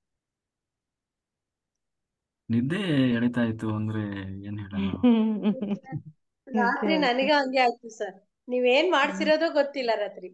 ಬೆಳಗಿನ ಜಾವ 3 ಗಂಟೆಗೇನೆ ನೀವು 5 ಗಂಟೆಗೇನಪ್ಪ 5 ಗಂಟೆಗೆ ಗೊತ್ತಾಗಿರೋದು, ಎದ್ದೋಳಿ ಮಾಸ್ಟರ್ಸ್ ಹ್ಯಾಂಡ್ ರೈಸ್ ಮಾಡಿ ಅಂದಾಗ 5 ಗಂಟೆಲಿ ಹ್ಯಾಂಡ್ ರೈಸ್ ಅಲ್ಲಿವರೆಗೂ ಏನು ಗೊತ್ತಿಲ್ಲ, ಫುಲ್ ನಿದ್ದೆ. ಅಷ್ಟು ಜೋರಾಗಿ ಅಲ್ಲಿ ಮೈಕಲ್ ಕೂಕೊಳ್ಳೋವಾಗ ನಂಗೆ ನಿದ್ದೆ ಎಳ್ದು ಹಂಗೆ ಬಲವಂತವಾಗಿ ಕಣ್ಣು ಬಿಟ್ಟು ಚೆನ್ನಾಗಿದೆ ಕೇಳಿಸ್ಕೋಬೇಕು ಅಂತಂದ್ರೆ ಯಾವಾಗಲೂ ನಿದ್ದೆ ಹೋಗ್ಬಿಟ್ಟಿರ್ತೀನಿ. ಆಮೇಲೆ ಇಷ್ಟೆಲ್ಲ ಆಗೋಯ್ತು ಅಂತ ಕೇಳಿಸ್ಕೊಂತ ಇರೋದು, ಪುನಃ ಆಗ್ಲೇ ನಿದ್ದೆ ಹೋಗ್ತೀನಿ. ಹಂಗೆ ಆಗ್ತೈತೆ ಸರ್ ನನಗೆ. ಬೆಳಿಗ್ಗೆ ಸ್ವಲ್ಪ ನೀವು ಎಕ್ಸರ್ಸೈಸ್ ಮಾಡ್ಬೇಕು. ಎಕ್ಸರ್ಸೈಸ್ ಎಕ್ಸೈಸ್ ಮಾಡಿ. ಮಿಸ್ ಆದ್ರೂ ಹಂಗಾಗುತ್ತಾ ಸರ್? ಹೌದೌದು, ಎಕ್ಸರ್ಸೈಸ್ ಕರೆಕ್ಟಾಗಿ ಮಾಡಿದ್ರೆ ಏನೂ ಆಗಲ್ಲ. ನೀವು ಆಮೇಲೆ ಒಂದ್ ವೇಳೆ ಅದು ಸ್ಕಿಪ್ ಆದ್ರೂ ಕೂಡ ಆಮೇಲೆ ಯೂಟ್ಯೂಬ್ ಅಲ್ಲಿ ಆದ್ರೂ ಇರ್ತದೆ. ಕೊನೆ ಪಕ್ಷ ನೀವು ಯಾವತ್ತಾದ್ರು ಮಾಡಿದ್ದು ಅಭ್ಯಾಸ ಮಾಡಿದ್ ನೆನಪಿರುತ್ತಲ್ವಾ, ಅದು ಮಾಡಿ ಸ್ವಲ್ಪ ಅದು ಪರ್ಟಿಕ್ಯುಲರ್ ಅದೇ ಮಾಡ್ಬೇಕಾ, ಬೇರೆ ಎಕ್ಸಸೈಸ್ ಅಂದ್ರೆ ಅಕಸ್ಮಾತ್ ಆ ಟೈಮ್ನಲ್ಲಿ ಮಾಡಕ್ಕಾಗ್ಲಿಲ್ಲ ಅಂದ್ರೆ ಬೇರೆ ಎಕ್ಸಸೈಸ್ ಮಾಡ್ಕೋಬೋದು? ಪರ್ಟಿಕ್ಯುಲರ್ ಅದನ್ನೇ ಯಾಕೆ ಮಾಡಿಸ್ತೀವಿ ಅಂದ್ರೆ ಅದರಲ್ಲಿ ಅದೇ ತರದ ನಾವು ಮಾಡಿಸಿದೀವಿ ಯಾಕೆ ಕಾರಣವಾಗಿ. ಉದಾಹರಣೆಗೆ ಈಗ ನಾವು ಫುಲ್ ತಲೆನೆಲ್ಲ ಇದ್ ಮಾಡೋದು, ಅಲ್ಲಿ ತಲೆಯಲ್ಲೆಲ್ಲ ನಮ್ದು ಸ್ಟೋರ್ ಆಗಿರ್ತದೆ ಎನರ್ಜಿ. ಅವಾಗ ಒಂಥರ ತಲೆ ಮೊಬ್ಬು ಇರ್ತದೆ, ಎಳಿತಾ ಇರ್ತದೆ, ಹಿಂಗೆ ತಲೆ ಒತ್ತುತ್ತಾ ಇರ್ತದೆ. ಯಾಕೆಂದ್ರೆ ಅದು ಎನರ್ಜಿ ಜಾಸ್ತಿ ಸ್ಟೋರ್ ಆಗಿರ್ತದೆ. ಆಮೇಲೆ ಜಂಪಿಂಗ್ ಮಾಡೋದ್ರಿಂದ ಏನಾಗ್ತದೆ, ನಮ್ದು ಎಲ್ಲ ಇಡೀ ಬಾಡಿಗೆ ಎಕ್ಸರ್ಸೈಸ್ ಆಗುತ್ತೆ ಅಲ್ವಾ. ಕಾಲಿಂದ ಹಿಡಿದು ತಲೆವರೆಗೂ ಇಡೀ ಬಾಡಿ ವೈಬ್ರೇಟ್ ಆಗ್ತದೆ. ಆಮೇಲೆ ಕಾಲು ಪಾದಗಳು ನಮ್ಮಲ್ಲಿ ಅದು ಅಕ್ಯುಪಂಕ್ಚರ್ ಅಂತೀವಲ್ಲ ಹಾಗೆ, ಅದು ಬ್ಲಡ್ ಸರ್ಕ್ಯುಲೇಷನ್ ಚೆನ್ನಾಗಾಗ್ತದೆ. ಅವಾಗ ಎಲ್ಲಾ ಕಡೆ ಡಿಸ್ಟ್ರಿಬ್ಯೂಟ್ ಆಗ್ತದೆ ಎನರ್ಜಿ. ಅದನ್ನ ಆಮೇಲೆ ನಮ್ಮಲ್ಲೂ ಒಂದು ಈ ಹೃದಯ ಸಂಬಂಧಿ ಈ ತರದ ಏನಾದ್ರು ಪ್ರಾಬ್ಲಮ್ ಇದ್ರೆ ಅವರಿಗೆಲ್ಲ ಅದು ಹೆಲ್ಪ್ ಆಗ್ತದೆ. ಅಂದ್ರೆ ಹಾರ್ಟ್ ಬ್ಲಡ್ ಸರ್ಕ್ಯುಲೇಷನ್ ಎಲ್ಲ ಕಡೆ ಫೋರ್ಸ್ಫುಲಿ ನಡೆಯುವಾಗ ತುಂಬಾ ಚೆನ್ನಾಗಿ ಅವ್ರದ್ದು ಹಾರ್ಟ್ ಬೀಟ್ ಎಲ್ಲ ಚೆನ್ನಾಗಿರ್ತದೆ, ನಡೆಯುತ್ತೆ. ಅದು ಒಂದು. ಆಮೇಲೆ ಈಗ ನಾವು ಕುತ್ತಿಗೆದ್ ಮಾಡಿಸ್ತೀವಿ, ಕೆಲವ್ರಿಗೆ ಹಿಂಗೆ ಹೋಗಿ ಕುತ್ತಿಗೆ ಹಿಂಗೆ ಹಿಡ್ಕೊಂಡಿರ್ತದೆ. ಬೆಳಗಿನ ಜಾವಕ್ಕೆ ಕೂತ್ಗೆ ಹಿಂಗೆ ಇಟ್ಕೊಂಡೇ ಬಿಟ್ಟಿರುತ್ತೆ, ಅದು ಸರಿ ಮಾಡೋಷ್ಟೊತ್ತಿಗೆ ಸಾಕಾಗಿರುತ್ತೆ. ಅದನ್ನೆಲ್ಲ ನಾವು ಮಾಡುವಾಗ ಏನಾಗ್ತದೆ, ಅದೆಲ್ಲ ರಿಲ್ಯಾಕ್ಸ್ ಆಗುತ್ತೆ. ಹಾಗಾಗಿ ಯೋಗ ನಿದ್ರೆಯಲ್ಲಿ ಗೊತ್ತಿರಲ್ಲ ಕುತ್ತಿಗೆ ಏನೆಲ್ಲ ಆಗಿರ್ತದೆ, ಯಾವ ಇದರಲ್ಲಿ ಹಿಡ್ಕೊಂಡಿರ್ತದೆ. ಕೆಲವರಿಗೆ ಈಗ ಕಾಲು ಸೊಂಟ ಹೀಗೆ ಏನ್ ಬೇಕಾದ್ರೂ ಆಗಿರ್ತದೆ. ಅದನ್ನೆಲ್ಲ ನಾವು ನೋಡಿನೇ ಅದು ಮಾಡ್ತಿದೀವಿ. ನೀವು ಕರೆಕ್ಟ್ ಆಗಿ 1 hour ಮಾಡಿಬಿಟ್ರೆ ರಿಲ್ಯಾಕ್ಸ್ ಆಗಿ ಒಂಥರ ಫ್ರೆಶ್ನೆಸ್ ಬಂದ್ಬಿಡುತ್ತೆ. ಸರ್ 6 ಗಂಟೆ ಕ್ಲೋಸ್ ಮಾಡಿ ಚೆನ್ನಾಗಿರುತ್ತೆ ಸರ್. 6 ಗಂಟೆ ಮೇಲೆ ಕೆಲಸ ಇರುತ್ತಲ್ವಾ, 7 ಗಂಟೆ 6:30 7 ಗಂಟೆ ತನಕ ಆಗೋಗುತ್ತೆ. ಅಂದ್ರೆ ನೀವು ಎಕ್ಸರ್ಸೈಸ್ ಆದ್ಮೇಲೆ ನೀವು 10 ನಿಮಿಷ ಧ್ಯಾನ ಮಾಡಿ ನೀವು ಎಕ್ಸಿಟ್ ಆಗ್ಬೋದು ಸೆಷನ್. ಯಾಕೆಂದ್ರೆ ಕೆಲವರು ಇನ್ನೂ ಕಂಟಿನ್ಯೂ ಮಾಡೋರು ಇರ್ತಾರೆ. ಈಗ ನನಗೆ ಏನಾಗ್ತದೆ ಅಂದ್ರೆ ಅವಾಗ ಇನ್ನೂ 30 ಜನ ಹೇಗಿರ್ತಾರೆ, 25-30 ಜನ ಇನ್ನೂ ಕಂಟಿನ್ಯೂ ಮಾಡ್ತಾ ಇರ್ತಾರೆ. ಕೆಲವರು ಕಂಟಿನ್ಯೂ ಮಾಡೋರು ಮಾಡ್ಲಿ ಅಂತ ಹೇಳಿ ಜಸ್ಟ್ ಹಂಗೆ 1 hour ಕಂಟಿನ್ಯೂ. ಎಕ್ಸರ್ಸೈಸ್ 6 ಗಂಟೆ ಕ್ಲೋಸ್ ಆದ್ರೆ ಆಮೇಲೆ ಬೇಕಿದ್ ಧ್ಯಾನ ಎಷ್ಟೊತ್ತಾರು ಮಾಡ್ಕೊಬೋದು. ಅದೇ ಎಕ್ಸರ್ಸೈಸ್ 6 ಗಂಟೆಗೆ ಕ್ಲೋಸ್ ಮಾಡ್ಬೇಕು. ಅದೊಂದು ಕಾಲು ಹೆಚ್ಚಂದ್ರೆ 6:30 ಒಳಗಡೆ ಮುಗಿಸ್ಬಿಟ್ರೆ ಆಮೇಲೆ ಇರೋರು 6:30ಗಿಂತ ಮುಂಚೆ ಅಷ್ಟೇನಿರಲ್ಲ ಕೆಲ್ಸಗಳು. 6:30 ಆದ ನಂತರ ಕೆಲ್ಸಗಳಿಗೆ ಹೋಗ್ಬೇಕಾಗುತ್ತೆ. ಅಟ್ ಮ್ಯಾಕ್ಸ್ 6:30 ಮುಗಿಸಿದ್ರೆ ಆಯ್ತು. ಎಕ್ಸರ್ಸೈಸ್ ಒಂದು ಬೇಗ ಮುಗಿಸಿದ್ರೆ ಆಮೇಲೆ ನಾವು ಮ್ಯೂಸಿಕ್ ಹಾಕಿ ಎಕ್ಸರ್ಸೈಸ್ ಮಾಡಿ ಕೆಲವ್ರು ಕೂತ್ಬಿಟ್ರೆ 1 hour ಭಾರಿ ಒಳ್ಳೆ ಧ್ಯಾನ ಆಗ್ತದೆ. ನೀವು ಎಬ್ಸಿದ್ರು ಹೇಳಕ್ಕಾಗಲ್ಲ. ಕೆಲವರು ಏನಾಗ್ತದೆ, ಈಗ ಬೆಳಗಿನ ಜಾವ ಕರ್ಮ ಪ್ರಕ್ಷಾಳನೆಯಿಂದ ಜಾಯ್ನ್ ಆಗೋರು ಇರ್ತಾರೆ ಕೆಲವರು. ಅವ್ರು ಇನ್ನೂ 7 ಗಂಟೆವರೆಗೂ ಕಂಟಿನ್ಯೂ ಮಾಡೋ ಇರ್ತಾರೆ. ಹಂಗಾಗಿ ಅವರಿಗೋಸ್ಕರ ಅಂತ ಹೇಳಿ ಆಯ್ತು ನಾವು ಬೇಗ 6 ಗಂಟೆಗೆ ಇದನ್ನು ಮುಗಿಸೋಣ. ಅಲ್ಲಿ ನೀವು ಮುಗಿದ್ಮೇಲೆ ಒಂದು 10 ನಿಮಿಷ ಧ್ಯಾನ ಮಾಡಿ ಹೊರಟ್ರಾಯ್ತು. ನಾನ್ ಕೆಲವ್ರಿಗೆ ಹಂಗೆ ಹೇಳ್ತೀನಿ ಸರ್. ಒಬ್ಬರು ಅಯ್ಯೋ ಮೆಡಿಟೇಷನ್ ಮಾಡೋದ್ರಿಂದ ಹೋಲ್ ನೈಟ್ ಎದ್ದಿರಕ್ ಆಗಲ್ಲ ಅಂತ ಅಂದ್ರೆ ಕೆಲವರು, ನಿಮ್ಗೆ ಏನೇನ್ ಬೇಕು ಈ ತರ ಎಲ್ಲ ಇದೆ, ಕರ್ಮ ಪ್ರಕ್ಷಾಳನ ಆದ್ರೂ ಮಾಡ್ಕೊಳ್ಳಿ, ಬೆಳಿಗ್ಗೆ 4 o'clock ಎದ್ರೆ ಅದ್ ಸಿಗುತ್ತೆ. ಅಥವಾ ಇದು ಫಸ್ಟ್ ಮ್ಯೂಸಿಕ್ ಮೆಡಿಟೇಷನ್, ಭಾಗವತ ಸತ್ಸಂಗ ಇರುತ್ತೆ, ಅದನ್ನಾದ್ರೂ ಕೇಳಿಸ್ಕೊಂಡು ಲೀವ್ ಆಗಿ ಸ್ವಲ್ಪ ಸ್ವಲ್ಪ ಹಂಗೆ ಅಡ್ಜಸ್ಟ್ ಆಗ್ತಾ ಇದ್ರೆ ಅವ್ರು ಆಮೇಲೆ ಫುಲ್ ಅದೇ ಕಂಟಿನ್ಯೂ ಆಗ್ತಾ ಆಮೇಲೆ ಇಡೀ ಹೋಲ್ ನೈಟ್ ವರೆಗೆ ಬರ್ತಾರೆ ಅಂತೇಳಿ. ಕರೆಕ್ಟ್. ಫಸ್ಟೇ ಅವ್ರಿಗೆ ಹೋಲ್ ನೈಟ್ ಅಂದ್ರೆ ಕೆಲವ್ರಿಗೆ ಅಯ್ಯೋ ಅಷ್ಟೊಂದು ಓದ್ತಾರೆ ಅಂತ ಹೇಳಿ ಬೆಳಗಿನ ಜಾವನಾದ್ರೂ ಕನೆಕ್ಟ್ ಆಗಿ, ಅಥವಾ ಫಸ್ಟ್ ಕನೆಕ್ಟ್ ಆಗಿ ನಿಮ್ಗೆ ನಿದ್ದೆ ಬರ್ತಾ ಇದೆ ಆಗಲ್ಲ ಅಂದ್ರೆ ಮಲ್ಕೊಳ್ಳಿ, ನಿಮ್ಗೆ ಎಷ್ಟೊತ್ತಿಗಾಗುತ್ತೆ ಅಷ್ಟೊತ್ವರೆಗೂ ಮಾಡಿ ಅಂತ ಹೇಳ್ತಾ ಇರ್ತೀನಿ. Correct madam, correct. ಹ್ಮ್. ಒಂದೇ ಸರಿ ಆಗ್ಲಿಲ್ಲ ಅಂದ್ರೆ ಅವ್ರವ್ರದ್ದು ಎಷ್ಟೆಷ್ಟು ಸಾಧ್ಯ ಆಗುತ್ತೆ ಅಷ್ಟೊತ್ತು ಮಾಡ್ತಾ ಮಾಡ್ತಾ ಇಂಪ್ರೂವ್ ಮಾಡ್ಕೊಳ್ತಾ ಬರ್ಬೇಕು. ಕರ್ಮ ಪ್ರಕ್ಷಾಳನ ಮೇನ್ ಅಂತ ಅಂದ್ರೆ ಚೆನ್ನಾಗಿ ಅಂದ್ರೆ ಎಲ್ಲರಿಗೂ ಬೇಕದು, ಬೇಕೇ ಬೇಕು ಅನ್ಸ್ತು ಅದಕ್ಕೆ. ಅಟ್ಲೀಸ್ಟ್ ಅದನ್ನಾದ್ರೂ ಆದ್ರೆ ಕೆಲವ್ರಿಗೆ ಏನು ಅಂದ್ರೆ ಅವ್ರಿಗೆ ಏನು ನನ್ಗೆ ಯೂಸ್ ಆಯ್ತು, ಅದು ನಂಗೇನು ಸಮಥಿಂಗ್ ಅದರಿಂದ ಅಂದ್ರೆ ಕರ್ಮ ಕಳೆದು ನಂಗೆ ಒಳ್ಳೇದಾಯ್ತು ಆ ತರ ಎಲ್ಲ ಏನೇನು ಅನ್ಸುತ್ತೆ ಅಂತೇಳಿ ಅದಕ್ಕೆ ಜಾಯ್ನ್ ಆಗ್ರಿ ಅಂತ ಹೇಳ್ತೀನಿ ನಾನು. ನನ್ಗೆ ಆಕ್ಚುಲಿ ಆತರ ಫೀಲ್ ಆಗ್ತಾ ಇದೆ ಅದಕ್ಕೆ. ಶಿಲ್ಪಾ ಮೇಡಮ್ ಮಾತಾಡಿ. ಅಲ್ಲ ಸರ್, ನಮಸ್ಕಾರ thank sir. You sir, thank you sir. ನಮಸ್ಕಾರ ಸರ್. ಮೇಡಮ್ ಮಾತಾಡಿ. ನಮ್ಮಲ್ಲಿ ಶ್ರೀಶೈಲಕ್ಕೆ ಪಾದಯಾತ್ರೆ ಹೋಗ್ಬೇಕಾದ್ರೆ ಸರ್, ಅಲ್ಲಿ ಎಲ್ಲರಿಗೇನು ಹಿಂಗತೆ ಪತ್ರಿಜಿ ಅವ್ರದ್ದು ಮೆಡಿಟೇಷನ್ ಮಾಡ್ರಿ ಅಂತಂದು ಎಲ್ಲರಿಗೂ ಹೇಳ್ಕೊಂತ ಹೋಗಿ ಸರ್ ನಾವ್ ಹತ್ರಿ. ಅದ್ರೊಳಗ ಒಬ್ರು ಆಂಟಿಯರ್ರಿ ಇದನ್ನ ಜೈವ ಪತ್ರಿಜಿ ಅಂತ ಅನ್ಕೊಂತ ಹೋಗೋಣ ಅಂದ್ರ ಸ್ವಲ್ಪ ಆಯಾಸ ಕಡಿಮೆ ಆತ್ ನೋಡ್ ನನಗ ಅಂತಂದು ಹೇಳಿದ್ರಿ ಸರ್ ಅವ್ರು. ಆಮೇಲೆ ಅವ್ರಿಗೆ ಕಾಲು ಎಲ್ಲಾ ನೋವು ಬಾಳ್ ಬಂದ್ಬಿಡ್ತೀರಿ ಸರ್. ಒಂದ್ ಬತ್ಯಾಕಲ್ಲಿ ಹೋಗಿ ಕುಂತ್ ಬಿಟ್ಟರ್ರಿ. ಕೂಡತ್ಲಿಗೇನ ಇಲ್ರಿ ಧ್ಯಾನ ಮಾಡ್ಬೇಕ್ರಿ ಆಂಟಿಯರ ಹಂಗ ಹಿಂಗ ಅಂತ ಹೇಳಿದಿನ್ರಿ. ಆಯ್ತು ಇಲ್ಲ ಅವು ನೋಡ್ ಶಿಲ್ಪ ನೀ ಹೇಳಿದ್ದು ನಂಗೆ ಇವಾಗ ನೆನಪಾತ್ ನೋಡು, ಹೇಳಿದ್ದೆಲ್ಲ ನೀನ್ ಅವಾಗ ಅಂದ್ರಿ ಸರ್. ಅವ ಆಯ್ತು ಜೈವ ಪತ್ರಿಜನ್ ಅಂತ ಇಬ್ರು ಕೂಡಿ ಹೋಗೋಣ ಅಂದ್ರಿ. ಆಯ್ತು ಅವತ್ತೆಲ್ಲ ಹಗಲೆಲ್ಲ ನಡೆದಿ ಸರ್. ಮತ್ ನೈಟ್ ಮಲ್ಕೊಂಡ್ ಬೆಳಗ್ಗೆ ನಶಿನೇ ಹೊಂಟಿದ್ವಿ ಸರ್. 1 ಗಂಟೆಗೆ ನಡ್ಯಾಕ್ ಕುಂತಾರ್ರಿ. ಬೆಳಿಗ್ಗೆ 4:45 ಆಗಿತ್ತು ಸರ್. ಪಾತಾಳ ಗಂಗೆ ಇದಲ್ರಿ ಇದು ಭೀಮನ್ಕೊಳ ಇಳಿಬೇಕಾದ್ರೆ ಸರ್ ನನಗೆ ಏನಾತ ನನಗ ಗೊತ್ತಿಲ್ರಿ. ಪಪ್ಪ ಹೆಂಗ್ ಹೋಗ್ಬೇಕಪ್ಪ ನಂಗೆ ಆಗಂಗಿಲ್ಲ, ಸುಮ್ನೆ ಕುಂತ್ ಬಿಡೋಣ, ಒಲ್ಲೆ ಬಿಡ ನಾನು ಅಂತೇಳಿ ಸುಮ್ನೆ ನನಗೆ ಯಾಕಾರ ಬಂದೇನೆ ಅನ್ಸ್ಬಿಡುತ್ತೆ ಸರ್. ಅಲ್ಲೇ ಬಡಗನ ಬಿದ್ದ್ ಬಿಟ್ಟಿನ್ರಿ. ಅಲ್ರಿ ಬೀಳತ್ಲಿಗೆ ಏನತ್ ಬಾಳ ತ್ರಾಸ ಆತ್ರಿ. ಸುಮ್ನೆ ಗಪ್ನ ಕುಂತೀನ್ರಿ. ಆಮೇಲೆ ಮಲ್ಲಿಕಾರ್ಜುನ್ ನೆನ್ಸ್ಕೊಂಡೆ, ಮತ್ ಆಮೇಲೆ ಜೈವ ಪತ್ರಿಜಿ ಅನ್ಕೊಂಡು ಎದ್ದಿನ್ರಿ. ಅದ್ ಭೀಮನ್ಕೊಳ್ಳನ ಹೆಂಗ್ ಇಳದ್ನಿ ಅಂದ್ರ ನನಗೆ ಗೊತ್ತಾಗ್ಲಿಲ್ಲ ಸರ್. ಅದ್ ಅಷ್ಟು ಕಾಲ್ ನೋವಂತ್ರು ಬಾವು ಎಲ್ಲ ಏನೋ ಒಂದು ಎಲ್ಲ ನೋವ ಕಡಿಮೆ ಆತ್ ಸರ್ ಅದನ್ನೇ ಅವಾಗ್ರಿ. ಅಂದ್ರು ಪತ್ರಿಜಿದ ಅಷ್ಟ ನೆನೆಸ್ಕೊಂಡ್ರನ ಅಷ್ಟ್ ನನಗೆ ಇದಾತ ಅಂತೇಳಿ ಮತ್ ಅಲ್ಲಿ ಮ್ಯಾಲ ಹೋಗಿನ್ರಿ. ಅವ್ರ ಭೇಟಿ ಆದ್ರ ಹಿಂಗ ಆತ್ ನೋಡ್ರಿ ಅಂಟಿ ಅಂದೆ. ಹೌದು ನನಗೂ ಹಂಗ ಆಗಿತ್ತು. ನಾ ಇಲ್ಲಿ ಬರ್ಬೇಕಾದ್ರ ಅಲ್ಲಿ ಕೈಲಾಶ್ ಮಕ್ಳು ಹತ್ಬೇಕಾದ್ರ ಬಾಳ ತ್ರಾಸ ಆತಂತಂದ್ರಿ. ಅವ್ರು ಅದನ್ನ ಸ್ವಲ್ಪ ನೆನ್ಸ್ಕೊಂತ ಬಂದೆ. ನನಗೆ ಇಲ್ಲಿ ಬಂದಿಂದ ಏನ ಅನಸ್ಲೇ ಇಲ್ರಿ ಅಂತಂದ್ರಿ ಸರ್. ನೀವ್ ಎಲ್ಲಾರ ಇನ್ನೀಗ ಅಂದ್ರಲ್ರಿ ಜ್ಞಾನದ ಪ್ರಚಾರ ಮಾಡ್ರಿ ಅಂತಂದ, ಅಲ್ಲೆಲ್ಲಾ ನಾವ್ ಜ್ಞಾನದ ಪ್ರಚಾರನ ಸ್ವಲ್ಪ ಮಾಡ್ಕೊಂತಾನ ಹೋಗಿವಿ ಸರ್ ಅವತ್ರಿ. ಈಗ 1 ತಿಂಗ್ಳ ಆತ್ ನೋಡ್ರಿ ಹೋಗಿ ಬಂದ್ರಿ ಶ್ರೀಶೈಲಕ್ರಿ ಪಾದಯಾತ್ರೆ. Okay, very good madam. ಹಿಂಗತೆ ಆಗಿತ್ತು ಸರ್ ಅವತ್ರಿ. ಒಳ್ಳೆ ಎಕ್ಸ್ಪೀರಿಯನ್ಸ್. ಜಯಲಕ್ಷ್ಮಿ ಮೇಡಮ್ ಮಾತಾಡಿ. ನಮಸ್ತೆ ಸರ್. ನಮಸ್ತೆ. ಅದು ಚೆನ್ನಾಗಿತ್ತು ಅವ್ರು ಹೇಳಿದ್ದು. ಪಾದಯಾತ್ರದ ಬಗ್ಗೆ ಹೇಳ್ತಾ ಇದ್ರಲ್ಲ ಸರ್. ಇಲ್ಲಿ ನಮ್ಮ ಹಾಸನಲ್ಲಿ ತುಂಬಾ ಬೆಂಗಳೂರು ಕಡೆಯಿಂದ ಆ ಕಡೆಯಿಂದ ಎಲ್ಲ ಪಾದಯಾತ್ರೆಗಳು ಬರ್ತಾರೆ ಇವಾಗ ಶಿವರಾತ್ರಿಗೆ. ಆ ಶಾಂತಿಗ್ರಾಮದ ಹತ್ರ ಸರ್ ಪಾದಯಾತ್ರೆಗಳು ಸಾಮಾನ್ಯ ಸೈಡ್ ಅಲ್ಲೇ ಹೋಗ್ತಾ ಇರ್ತಾರೆ. ಬಸ್ಸಿನವರು ಬಂದು ಹೊಡೆದ ತಕ್ಷಣ 5 ಜನ ಅಲ್ಲೇ ಸ್ಪಾಟ್ ಆಗಿದ್ದಾರೆ. ಇದು ಯಾಕೆ ಸರ್ ಹಂಗೆ?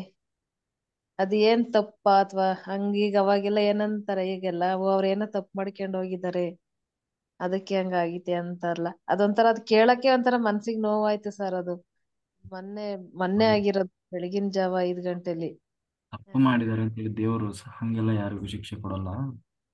ಅದೇ ಅದ್ ಯಾಕೆ ಹಂಗಾಯ್ತು ಸರ್ ಹಂಗೆ? ಸುಮಾರು ಎಲ್ಲ ವರ್ಷನೂ ಒಂದೊಂದು ಘಟನೆ ನಡೀತಾನೆ ಇರುತ್ತೆ. ಈಗ ಇಲ್ಲ ಅವ್ರದ್ದು ಸೋಲ್ ಪ್ಲಾನ್ ಅಂತ ಹೇಳ್ಬೇಕಷ್ಟೇ.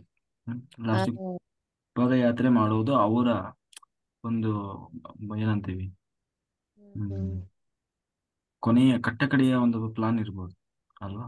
ಅದನ್ನ ಮಾಡಿದಾಗ ಸಾರ್ಥಕ ಆಯ್ತಲ್ವಾ, ಅಲ್ಲಿಗೆ ಹೊರಟು ಅಂತ. ಪಾದಯಾತ್ರೆ ಮಾಡ್ಬೇಕು ಅಂತಾನೆ ಬಂದಿರೋರು ಇರ್ಬೋದು. ಈ ಕುಂಭಮೇಳದಲ್ಲಿ ಕಾಲ್ ತುಳಿತದಲ್ಲಿ ಸತ್ತು ಹೋದ್ರಪ್ಪ. ಅಯ್ಯ ಅವರೆಲ್ಲ ಕರ್ಮ ಮಾಡಿದ್ರು, ತಪ್ಪು ಮಾಡಿದ್ರು. ಹೀಗೆಲ್ಲ ಹೇಳ್ಲಿಕ್ಕೆ ಆಗ್ತದೆ. ಮೊನ್ನೆ ಆಗಿರೋದು ಅದು ಕೇಳಿದ್ರೇನೆ ಏನೋ ಒಂಥರ ಮನ್ಸಿಗೆ ಇದಾಯ್ತು. ಈ ಅಯ್ಯಪ್ಪ ಸ್ವಾಮಿ ಇದಕ್ಕೆ ಹೋಗುವವರು ಇದೆಲ್ಲ ಆಗ್ತದೆ. ಅದನ್ನೆಲ್ಲ ನಾವು ಹಾಗೆ ಅತಿರೇಕವಾಗಿ ಹೇಳೋದಲ್ಲ. ಅಲ್ಲಿ ಅವ್ರದ್ದು ಪ್ಲಾನೇ ಬೇರೆ ಇರ್ತದೆ. ಎಲ್ಲರೂ ಒಂದಿನ ಹೋಗೋದೇ ಅಲ್ಲ. ಏನೋ ಅಂದ್ರೆ ತಪ್ಪು ಅಂದ್ರೆ ತಪ್ಪು ಅವ್ರದ್ದು ಸೋಲಿಗೆ ಒಂದು ಏನೋ ಒಂದು ಮುಕ್ತಿ ಸಿಕ್ತು ಅನ್ನಂಗ ಆಯ್ತು ಅಲ್ವಾ ಸರ್? ಹ್ಮ್ ಆ ಒಂದು ಹೆಸರಲ್ಲಿ ಹೋಗುವಾಗ ಪರ್ಪಸ್ ಅಲ್ಲಿಗೆ ಸೋಲ್ಗಳ ಪರ್ಪಸ್ ಮುಗೀತು ಅಂತ. ಅವ್ರು ಅದೇ ಬಂದ ಉದ್ದೇಶ ಮುಗೀತು, ಅವ್ರು ಹೊರಟ್ರು ಅಂತ ಅಷ್ಟೇ.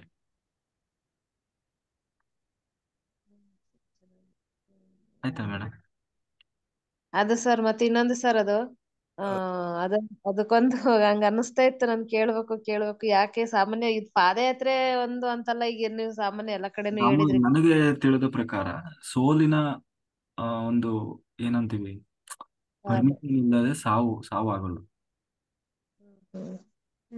ಸೋಲ್ ಏನಿರ್ತದೆ ಅಂದ್ರೆ ಆತ್ಮದ ಒಂದು ಏನು ಮೊದಲೇ ನಿರ್ಧಾರ ಇಲ್ಲದೆ ಸಾವು ಬರಲ್ಲ, ಸಾವು ಆಗಲ್ಲ. ಅಂದ್ರೆ ಅದು ನಮಗ್ ಹೊರಗಡೆಯಿಂದ ಗೊತ್ತಾಗಲ್ಲ ಅಷ್ಟೇ, ಅದು ಡಿಸೈಡ್ ಮಾಡಿನೇ ಹೋಗ್ತದೆ. ಮೊದಲೇ ಅದ್ರ ಸಾವು ಹೇಗಿರ್ತದೆ ಅನ್ನೋದನ್ನ ಮೊದಲೇ ಅದು ಡಿಸೈಡ್ ಮಾಡಿ ಬಂದಿರ್ತದೆ, ಅದೆಲ್ಲ ಗೊತ್ತಿರ್ತದೆ. ಅದಕ್ಕೆ ಅದೇ ಕರ್ಮನೂ ಕಾರಣ ಇರ್ತದೆ, ಎಕ್ಸ್ಪೀರಿಯನ್ಸು ಕಾರಣ ಇರ್ತದೆ. ಹಂಗಾಗಿ ನಾವು ಅವರನ್ನ ಹೋದವರೆಲ್ಲ ದುರಾದೃಷ್ಟವಂತರು ಅಥವಾ ಪಾಪಿಗಳು ಹಂಗೆಲ್ಲ ಯೋಚನೆ ಮಾಡಬಾರ್ದು.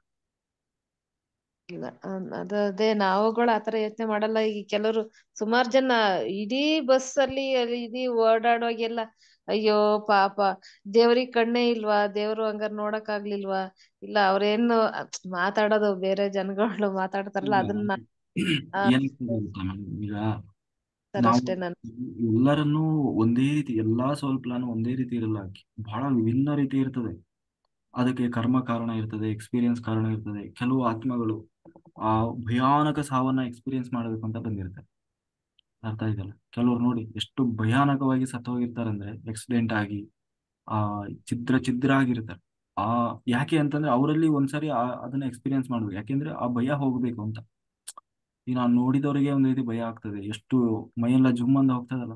ಆ ಭಯಾನಕವಾಗಿ ಸಾವೆಲ್ಲ ಆದ್ರೆ ಅದನ್ನ ನೆನೆಸ್ಕೊಳಕ್ಕೂ ಸಾಧ್ಯ ಇಲ್ಲ, ಅಷ್ಟು ಮೈ ಎಲ್ಲ ಇದಾಗಿ ಹೋಗ್ತದೆ. ಆ ತರ ಅದನ್ನು ನಾನು ಸ್ವತಃ ಅನುಭವಿಸಿ ಆ ಭಯವನ್ನ ನಾನು ಕಳ್ಕೊಳ್ಬೇಕು ಅಂತ ಕೆಲವು ಆತ್ಮಗಳು ಬರ್ತದೆ, ಅಂದ್ರೆ ಎಕ್ಸ್ಪೀರಿಯನ್ಸ್ ಮಾಡ್ಲಿಕ್ಕೆ. ಇನ್ನು ಇನ್ನು ಕೆಲವು ಆತ್ಮಗಳು ಹೇಗೆ ಬರ್ತದೆ ಅಂದ್ರೆ, ಕರ್ಮ ಕಾರಣ ಅಂತ ಹೇಳ್ತೀವಿ, ದ್ವೇಷದಿಂದ ಬರ್ತಾರೆ.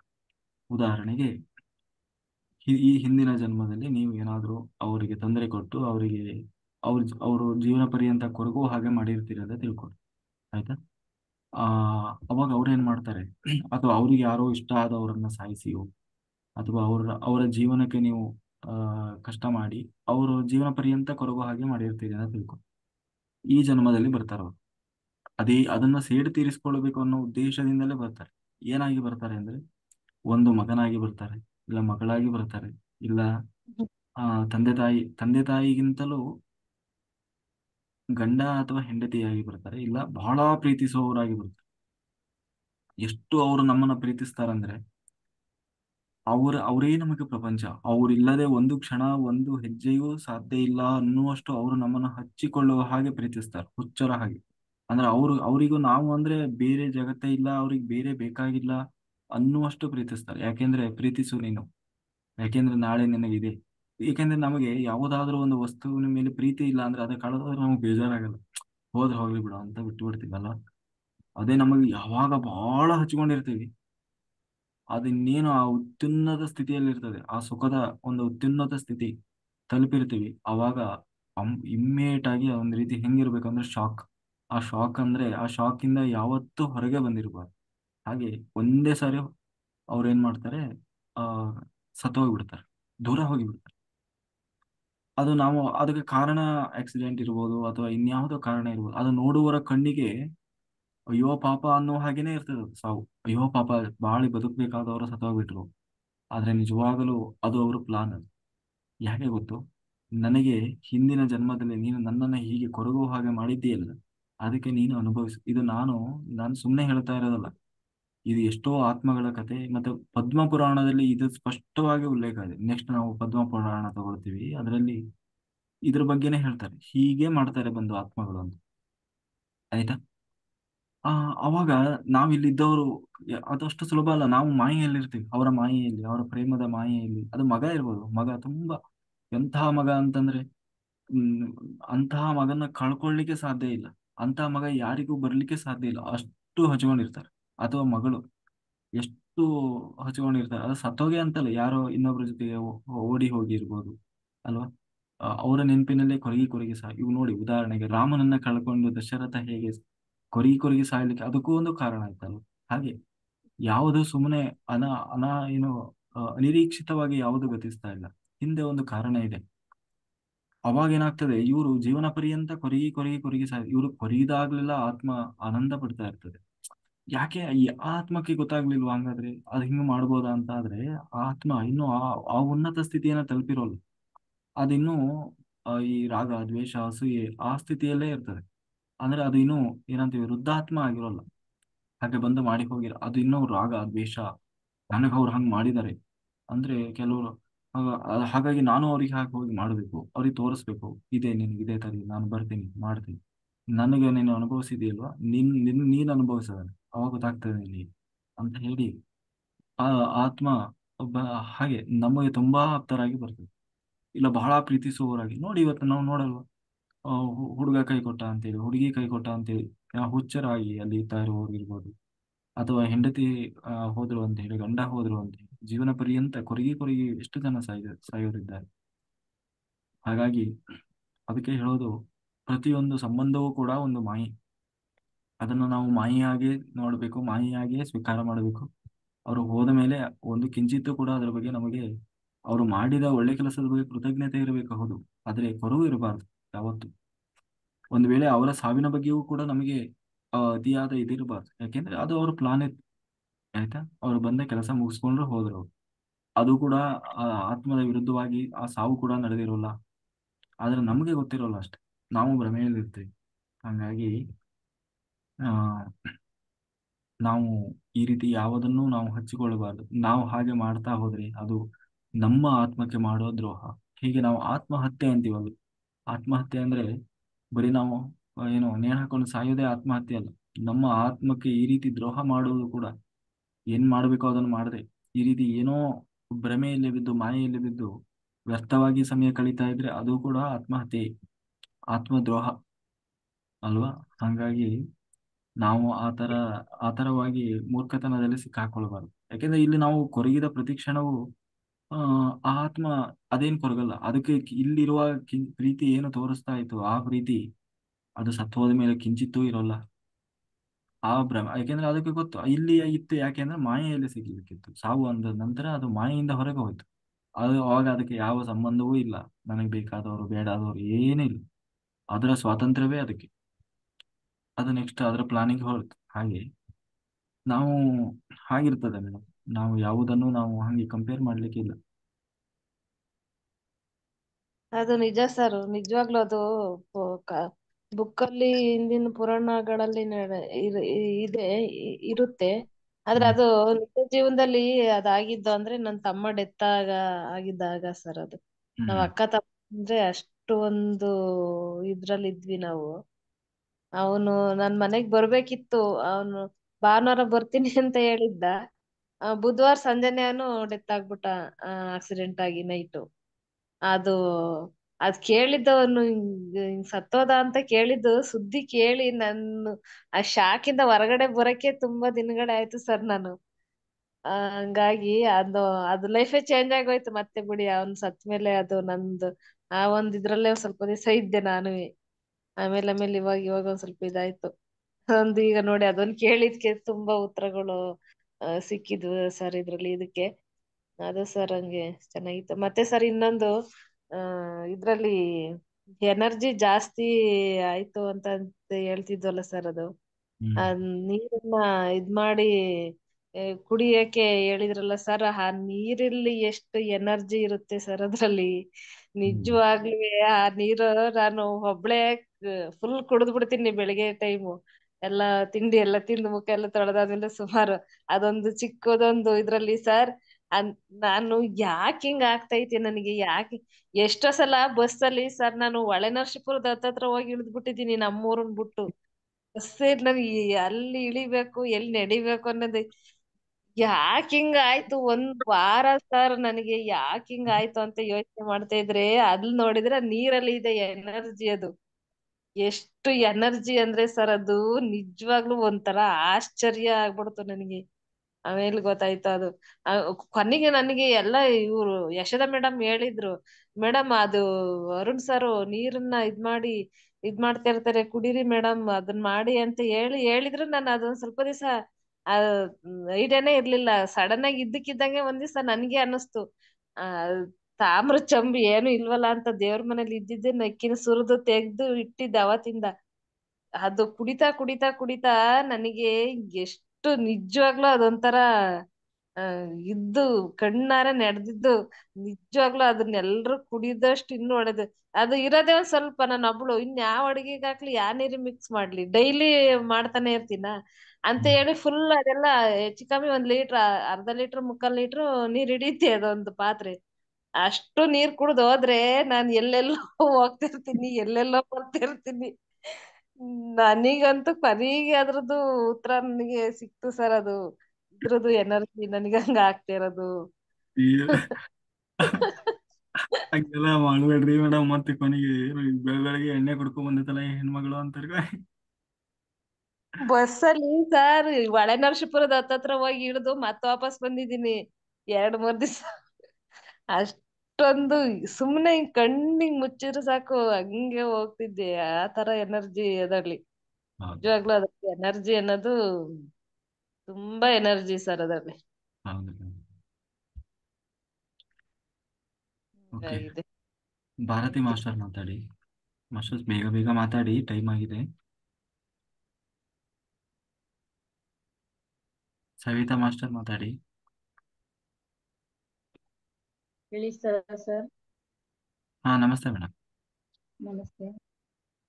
ಕಗ್ಗ ಓದ್ತೇನೆ ಸರ್. ಹಾ, ಓದಿ. ಎಲ್ಲರಿಗೂ ನಮಸ್ಕಾರಗಳು. ಮರೆತಿಹನೆ ಬೊಮ್ಮ ಮರೆತಿಲ್ಲ ಮರೆತವೋಲಿಗನು, ಧರಿಸಿ ಜೀವಾಕೃತಿಯ ಜಗದಿ ತನ್ನನೆ ತಾನ್. ಮರೆತಿಹನು ಬೊಮ್ಮ ಮರೆತಿಲ್ಲ ಮರೆತವೋಲಿಗನು, ಧರಿಸಿ ಜೀವಾಕೃತಿಯ ಜಗದಿ ತನ್ನನೆ ತಾನ್. ಅರಸಿಕೊಳ್ಳುವವನು ದೊರೆತವೋಳ್ ತೋರೆ ಸುಖ, ದೊರೆವವರೆ ಗಾಯಾಸವೋ ಮಂಕುತಿಮ್ಮ. ಅರಸಿಕೊಳ್ಳುವವನು ದೊರೆತವೋಳ್ ತೋರೆ ಸುಖ, ದೊರೆವವರೆ ಗಾಯಾಸವೋ ಮಂಕುತಿಮ್ಮ. ಈ ಜಗತ್ತಿನ ಪರಿಯನ್ನು ನೋಡಿದರೆ ಸೃಷ್ಟಿಕರ್ತ ಇದನ್ನು ಮರೆತು ಬಿಟ್ಟಿದ್ದಾನೇನೋ ಎನ್ನುವಂತಿರುತ್ತದೆ. ಆದರೆ ಅವನು ಈ ಜಗತ್ತನ್ನು ಮರೆತಿಲ್ಲ, ಆದರೆ ಮರೆತಿರುತ್ತಾನೆ. ಈ ಜೀವಿಗಳ ರೂಪಗಳನ್ನು ತೊಟ್ಟು ತನ್ನನ್ನು ತಾನೇ ಹುಡುಕಿಕೊಳ್ಳುತ್ತಿದ್ದಾನೆ. ಸಿಗುವವರೆಗೆ ಆಯಾಸ, ಸಿಕ್ಕ ನಂತರ ಸುಖ. ಬನ್ನಿರಾಡುವ ಕಣ್ಣ ಮುಚ್ಚಾಲೆಯಾಟವನು, ಎನ್ನ ನರಸಿರಿ ಬನ್ನಿ ಮಕ್ಕಳಿರ ಬೇಗ. ಬನ್ನಿರಾಡುವ ಕಣ್ಣ ಮುಚ್ಚಾಲೆಯಾಟವನು, ಎನ್ನ ನರಸಿರಿ ಬನ್ನಿ ಮಕ್ಕಳಿರ ಬೇಗ. ಬನ್ನಿರಾಟವ ಬೇಡವೆಂಬವರನ ಬಿಡೆನು, ಬನ್ನಿರಾಟವ ಬೇಡವೆಂಬವರನು ಬಿಡೆನು, ಎನ್ನುವಜ್ಜಿಯೇ ಬೊಮ್ಮ ಮಂಕುತಿಮ್ಮ, ಎನ್ನುವಜ್ಜಿಯೋ ಬೊಮ್ಮ ಮಂಕುತಿಮ್ಮ. ಎಲ್ಲ ಮಕ್ಕಳು ಬನ್ನಿ ಕಣ್ಣ ಮುಚ್ಚಾಲೆ ಆಟ ಆಡೋಣ. ನಾನು ಬಚ್ಚಿಟ್ಟುಕೊಂಡಿರುತ್ತಿದ್ದೇನೆ, ನನ್ನನ್ನು ಹುಡುಕಿರಿ ಎಂದು ಕರೆದರೆ 1-2 ಮಕ್ಕಳು ಬರುವುದಿಲ್ಲವೆಂದಿದ್ದರೆ ಅಜ್ಜಿ ಅವರನ್ನು ಹಾಗೆಯೇ ಬಿಡುತ್ತಿರಲಿಲ್ಲ. ಅವರು ಬೇಡವೆಂದರೂ ಆ ಅಜ್ಜಿಯ ಪ್ರೀತಿಗೆ ತಲೆಬಾಗಿ ಇಷ್ಟವಿರಲಿ ಇಲ್ಲದಿರಲಿ ಆಟವನ್ನು ಆಡಲೇಬೇಕು. ಅಂತೆಯೇ ಈ ಜೀವನ ನಮಗೆ ಇಷ್ಟವಿರಲಿ ಇಲ್ಲದಿರಲಿ ನಾನು ಪರಬ್ರಹ್ಮನ ಪ್ರೇಮಕ್ಕೆ ಒಪ್ಪಿ ಅವನ ಜೊತೆ ಈ ಜೀವನದ ಆಟವನ್ನು ಆಡಲೇಬೇಕು. ಬೇರೆ ಗತ್ಯಂತರವಿಲ್ಲ. ಈ ರೀತಿಯಾಗಿ ಕರೆಯುವ ಅಜ್ಜಿಯೇ ಪರಬ್ರಹ್ಮ. Thank you very sir. Good madam, very good. Thank you madam, thank you. Thank you sir.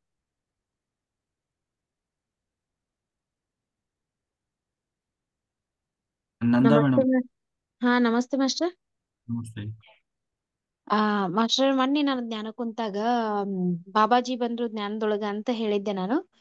ನನ್ಗ ಅದಕ್ಕೆ ಮುಂಚೆಕ್ ಒಂದ್ 2 ದಿನ ನಾನು ಬೆಳಗ್ಗೆ ಚಕ್ರ ಹೀಲಿಂಗ್ ಅದು ಕೂಡ್ತಿದ್ದೆ. ಅದೇ ಆದ್ಮೇಲೆ ಫುಲ್ ಬಾಡಿ ಪೇನ್ ಆಗ್ತಾ ಇತ್ತು. 3 ಗಂಟೆಲಿಂದ ಸ್ಟಾರ್ಟ್ ಆಗಿದ್ದು. ಅದು ನನಗ್ ಮಾಡೋ ಮುಂದೆ ಏನು ಅನ್ಸಿರ್ಲಿಲ್ಲ. ಅದು ಮುಗಿದ್ಮೇಲೆ ಬಾಡಿ ಎಲ್ಲ ಫುಲ್ ಪೇನ್ ಆಗಿರ್ತಿತ್ತು. ಆ ನಂತರ ನಾನ್ ಮತ್ತ ಗ್ರೂಪ್ ಒಳಗ ಸುಜಾತ ಅಂತ ಬಾಗಲಕೋಟೆ ಅಂತ ನಂಬರ್ ಇತ್ತು ಒಬ್ರು ಮಾಸ್ಟರ್ದು. ನಾನ್ ಮತ್ತ ಅವ್ರಿಗೆ ಕಾಲ್ ಮಾಡಿ ಕೇಳಿದೆ, ಹಿಂಗ ಆಗತೈತಿ ಮೇಡಮ್, ನಾನು ಈಗ ಜಾಯ್ನ್ ಆಗೀನಿ, ನನ್ಗೆ ಬಾಳ ಬಾಡಿ ಪೇನ್ ಆಗುದು ಬಾಳ ತ್ರಾಸ ಆತೈತ್ರಿ ಅಂತಂದೆ. ಅವ್ರು ಇಲ್ಲ ರೀ ಚಕ್ರ ಹೀಲಿಂಗ್ ಕುಂತೀರೇನೋ ಅದಕ್ಕ ಹಂಗ ಆಗಕತ್ತಿರ್ಬೇಕು ಅಂತ ಹೇಳಿದ್ರು. ಹೌದ್ರಿ ಅಂತಂದೆ. 2 ದಿನ ಹಂಗಾಯ್ತು. ಮೊನ್ನೆ ಜ್ಞಾನ ಕುಂತಾಗ ಬಾಬಾಜಿ ಬಂದ್ರು, ಕಣ್ಣಿಟ್ಟು ನೋಡು ಅಂತ ಹೇಳಿದ್ರನ್ನೆಲ್ಲ ಮಾಸ್ಟರ್. ಅವತ್ಲಿಂದ ಪೇನ್ ಕಡಿಮೆ ಆಯ್ತು. ಮತ್ತೆ ಅದು ಹಂಗತೆ ಆದ್ಮೇಲೆ ಏನೂ ಪೇನ್ ಇಲ್ಲ ನನ್ನ ಹೊಟ್ಟೆ ಕಡಿಮೆ ಆಯ್ತು. ಆದ್ರೆ ಈಗ ನಾನು ಎಲ್ಲಿ ಸ್ವಲ್ಪ ದೇವ್ರ ನಮಸ್ಕಾರ ಮಾಡಾಕ ಅದು ಎಲ್ಲೇ ಕುಂತ್ರು ಒಟ್ಟು ಬಾಬಾಜಿನ ನನ್ ಮಗ್ಳು ಬಂದ್ ಕುಂತಂಗ ಆಗುದು. ಬರೀ ಅವ್ರ ಕಣ್ಣೇ ಮುಂದ್ ಬರ್ತಾ ಇರುದು, ಈ ತರ ಆಗಾಕತ್ತೈತಿ. ನಾ ಅದನ್ನ ಸ್ವಲ್ಪ ನಿಮ್ಗ್ ಕೇಳ್ಬೇಕು, ಯಾಕೆ ಈ ತರ ಆಗ್ತೈತೆ ಅಂತ ಹ್ಯಾಂಡ್ ರೈಸ್ ಮಾಡಿದ್ದೆ ಸರ್. ಆಗ್ಲಿ ಮೇಡಮ್, ಅವರು ಬರ್ಬೇಕು ಅಂತಲೇ ಅಲ್ವಾ ನಾವೆಲ್ಲ ಮಾಡೋದು. ಕನೆಕ್ಟ್ ಹಾ ಆಗ್ಲಿ. ಹಾ ಹಾ ಹಾ ಹಾ ನನ್ ಧ್ಯಾನ ಕುಂತ್ರು ಕೂಡ ನನ್ ಪಕ್ಕದಲ್ಲೇ ಬಂದ್ ಕುಂತಂಗ ಆಗುದು. ಬರೀ ಅವ್ರ ಕಣ್ಣುಗಳು ಅವ್ರು ಈ ತರ ಫುಲ್ ಇದು ಆಗ್ತಿದೆ. ಬರೀ ಕಣ್ಣು ಮುಚ್ಚಿದ್ರೆ ಸಾಕು, ಬರೀ ಅವರೇ ಬರ್ತಾರ ನನಗ್. ಮತ್ತೆ ಎಲ್ಲೇ ಒಂದ್ ಯೂಟ್ಯೂಬ್ದೊಳಗೆ ಏನಾದ್ರು ಸ್ಕ್ರೀನ್ ತರಿಸ್ಬೇಕಾದ್ರು ಅವ್ರದೇ ಫೋಟೋನ ಮುಂದ್ ಬರುತ್ತ ಮಾಸ್ಟರ್, ಹಂಗ ಆಗ್ತಿದೆ. ಕನೆಕ್ಟ್ ಆದ್ರ ಆಗಿದೆ. ಆ, ಹೇಳ್ರಿ ಮಾಸ್ಟರ್. ಅದೇ ಅವರು ನಿಮಗೆ ಕನೆಕ್ಟ್ ಆಗಿದ್ದಾರೆ, ಯಾವಾಗ್ಲೂ ಕನೆಕ್ಟ್ ಇರ್ತಾರೆ. ನೀವು ಅದನ್ನ ಇದು ಮಾಡಬಾರ್ದು ಅಲ್ವಾ, ಹಾ ಹಾ ಹಾ ಹಾ ಅಸೆಪ್ಟ್ ಮಾಡ್ಬೇಕು. ಹೌದು.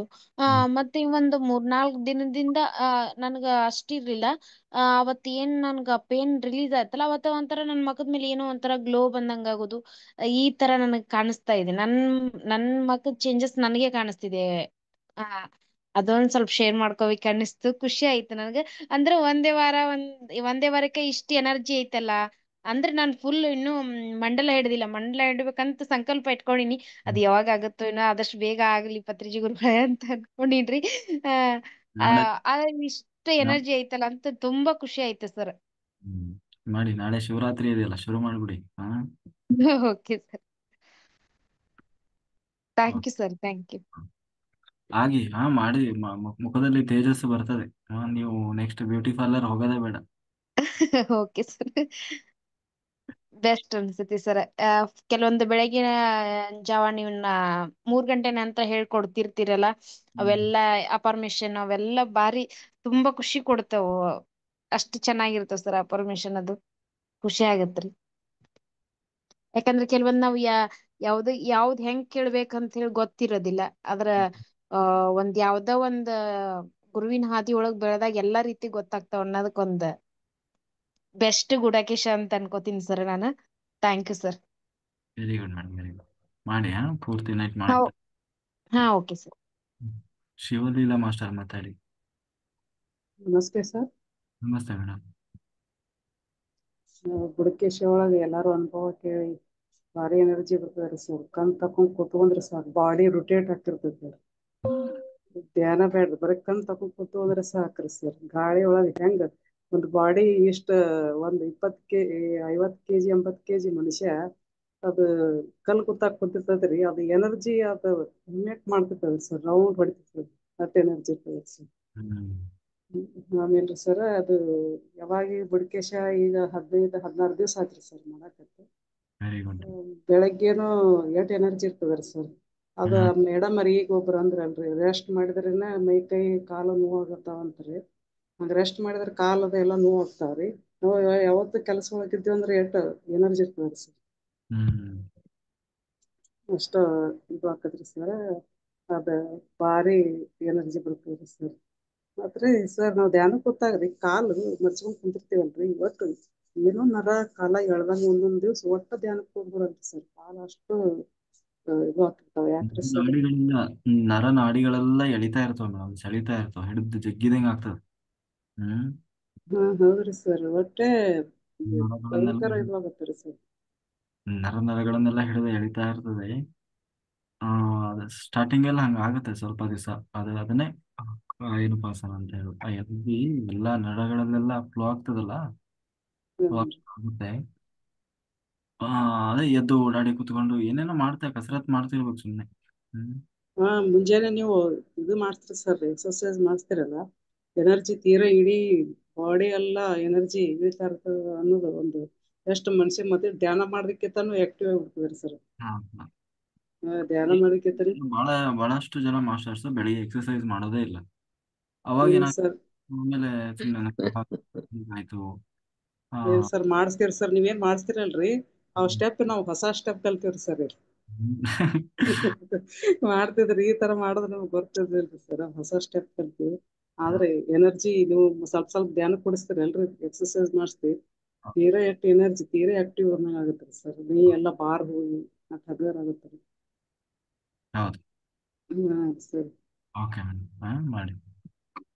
Okay sir. ಉಮೇಶ್ ಸರ್ ಮಾತಾಡ್ಬಿಡಿ. ಎಲ್ಲ ಆತ್ಮ ಬಂಧುಗಳಿಗೆ ನಮಸ್ಕಾರ. ತುಂಬಾ ಅದ್ಭುತವಾಗಿ ಜರುಗುತ್ತಾ ಇದೆ ಸರ್. ನಿಜವಾಗಿ ಧ್ಯಾನ ಅಂತೂ ಇವತ್ತು 30 ದಿವಸ ಆಯ್ತು ಸರ್. ಹೇಗಿದೆ ಗೊತ್ತೊಳ್ಳೆ ಮಲ್ಲಿಗೆ ಹೋಯ್ತಾಗಿದೆ ಸರ್. ಯಾವ್ದೇ ತರ ಒಂದು ನಿದ್ದೆನೂ ಬರಲ್ಲ, ಯಾವ ತರ ಬರಲ್ಲ. ಎನರ್ಜಿ ಸೂಪರ್ ಆಗಿದೆ ಸರ್ ನಿಜವಾಗಿ. ಯಾವಾಗ ನಮ್ಗೆ, ಯಾಕಂದ್ರೆ ನಾವು ಬೇರೆ ಯಾವಾಗ ಟೈಮ್ ನೀವು ವಾಟರ್ಗೆ ಯಾವಾಗ ಬರ್ತೀರಾ, ಯಾವಾಗ ದೀಪ ಹಚ್ಚೋಣ, ಯಾವಾಗ ಇದ್ ಮಾಡೋಣ, ನಿಜ 5-10 ನಿಮಿಷ ಮಾಡ್ತಿರಲ್ಲ ಧ್ಯಾನ ಸೂಪರ್ ಸರ್. ಅದ್ರಲ್ಲಿ ಎಕ್ಸರ್ಸೈಸ್ ನೋಡಿ ಎಷ್ಟು ಚೆನ್ನಾಗಿ ಮಾಡ್ತೀರಿ ನೋಡಿ. 10 ನಿಮಿಷ ಆಗಿದ ತಕ್ಷಣ ತುಂಬಾನೇ ಅದ್ಭುತವಾಗಿ ಮೂಡಿ ಬರ್ತಾ ಇದೆ ಸರ್. ನಿಜವಾಗಿ ಪ್ರತಿಯೊಬ್ರು ಎಲ್ಲಾರು ಸೇರಿ ಲೈಕ್ ಮಾಡಿ, ಶೇರ್ ಮಾಡಿ, ಪ್ರತಿಯೊಬ್ಬ ಜನಗಳಿಗೆ ಹೇಳಿ ಅಂತ ಹೇಳ್ತೀನಿ ಸರ್. ನಿಜವಾಗಿ ತುಂಬಾನೇ ಚೆನ್ನಾಗಿದೆ ಸರ್. ನಾವ್ ಅನ್ಕೊಂಡಿರ್ಲಿಲ್ಲ, ನಾವು 30 ದಿನ ನಿದ್ದೆ, ಒಂದಿನ ನಿದ್ದೆ ಮಾಡ್ಲಿಲ್ಲ ಏನೋ ಆಗೋಗ್ಬಿಡ್ತೀವಿ ನೋಡಿ. ಅಂಗಡಿನಲ್ಲಿ ಕೆಲಸ ಮಾಡ್ಕೊಂಡು ಎಲ್ಲಾರು ಒಳ್ಳೆ ಖುಷಿ ಆಗ್ತಾರೆ ಸರ್. ನಾನ್ ಬರ್ತೀನಿ ಅದು 5 ಜನ ಸೇರಿದ್ದಾರೆ ಸರ್. ತುಂಬಾ ಚೆನ್ನಾಗಿದೆ ಅಂತ 5 ಜನ ಹೊಸಬರು ಸೇರಿ ಸರ್. ಥ್ಯಾಂಕ್ ಯು, ಧನ್ಯವಾದಗಳು ಸರ್ ಎಲ್ಲಾರು. ಜೈ ಹೋ ಪತ್ರಿಜಿ, ಜೈ ಹೋ ಪತ್ರಿಜಿ. 30 ದಿನ ನೀವು 30 ವರ್ಷ ಹಿಂದಕ್ಕೆ ಹೋಗಿದ್ದೀರಿ ಈಗ. ಅಲ್ಲ, ಗ್ಲೋಬಲ್ ಹಾಗೆ ಬರ್ತಾ ಇದೆ. ಬ್ಯೂಟಿ ಪಾರ್ಲಿ ಬರೋ ಗ್ಲೋಬಲ್ ಅಂತಾರಲ್ಲ, ಆ ತರ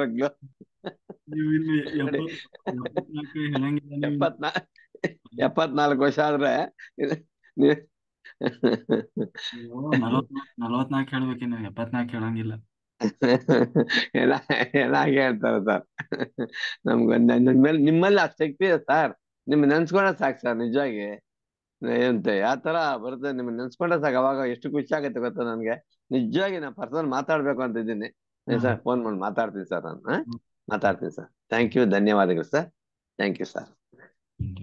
ಓಕೆ ಮಾಸ್ಟರ್ಸ್, ಎಲ್ಲರೂ ನೀರಿಟ್ಕೊಳ್ಳಿ, ನಾವು ಸಂಕಲ್ಪ ಸ್ಟಾರ್ಟ್ ಮಾಡೋಣ. Thank you.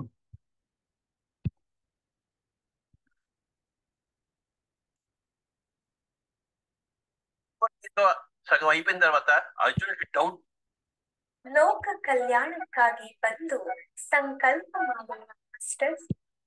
బ్రహ్మర్షి పితా భగవద్గీతలో సగం అయిపోయిన తర్వాత అర్జునుడికి డౌట్ వచ్చింది కృష్ణుడి మీద. అసలు ఎవడవయ్యా నువ్వు అన్నాడు. ఇలాంటి మాటలు ఎప్పుడు నీ దగ్గర వినలేదే.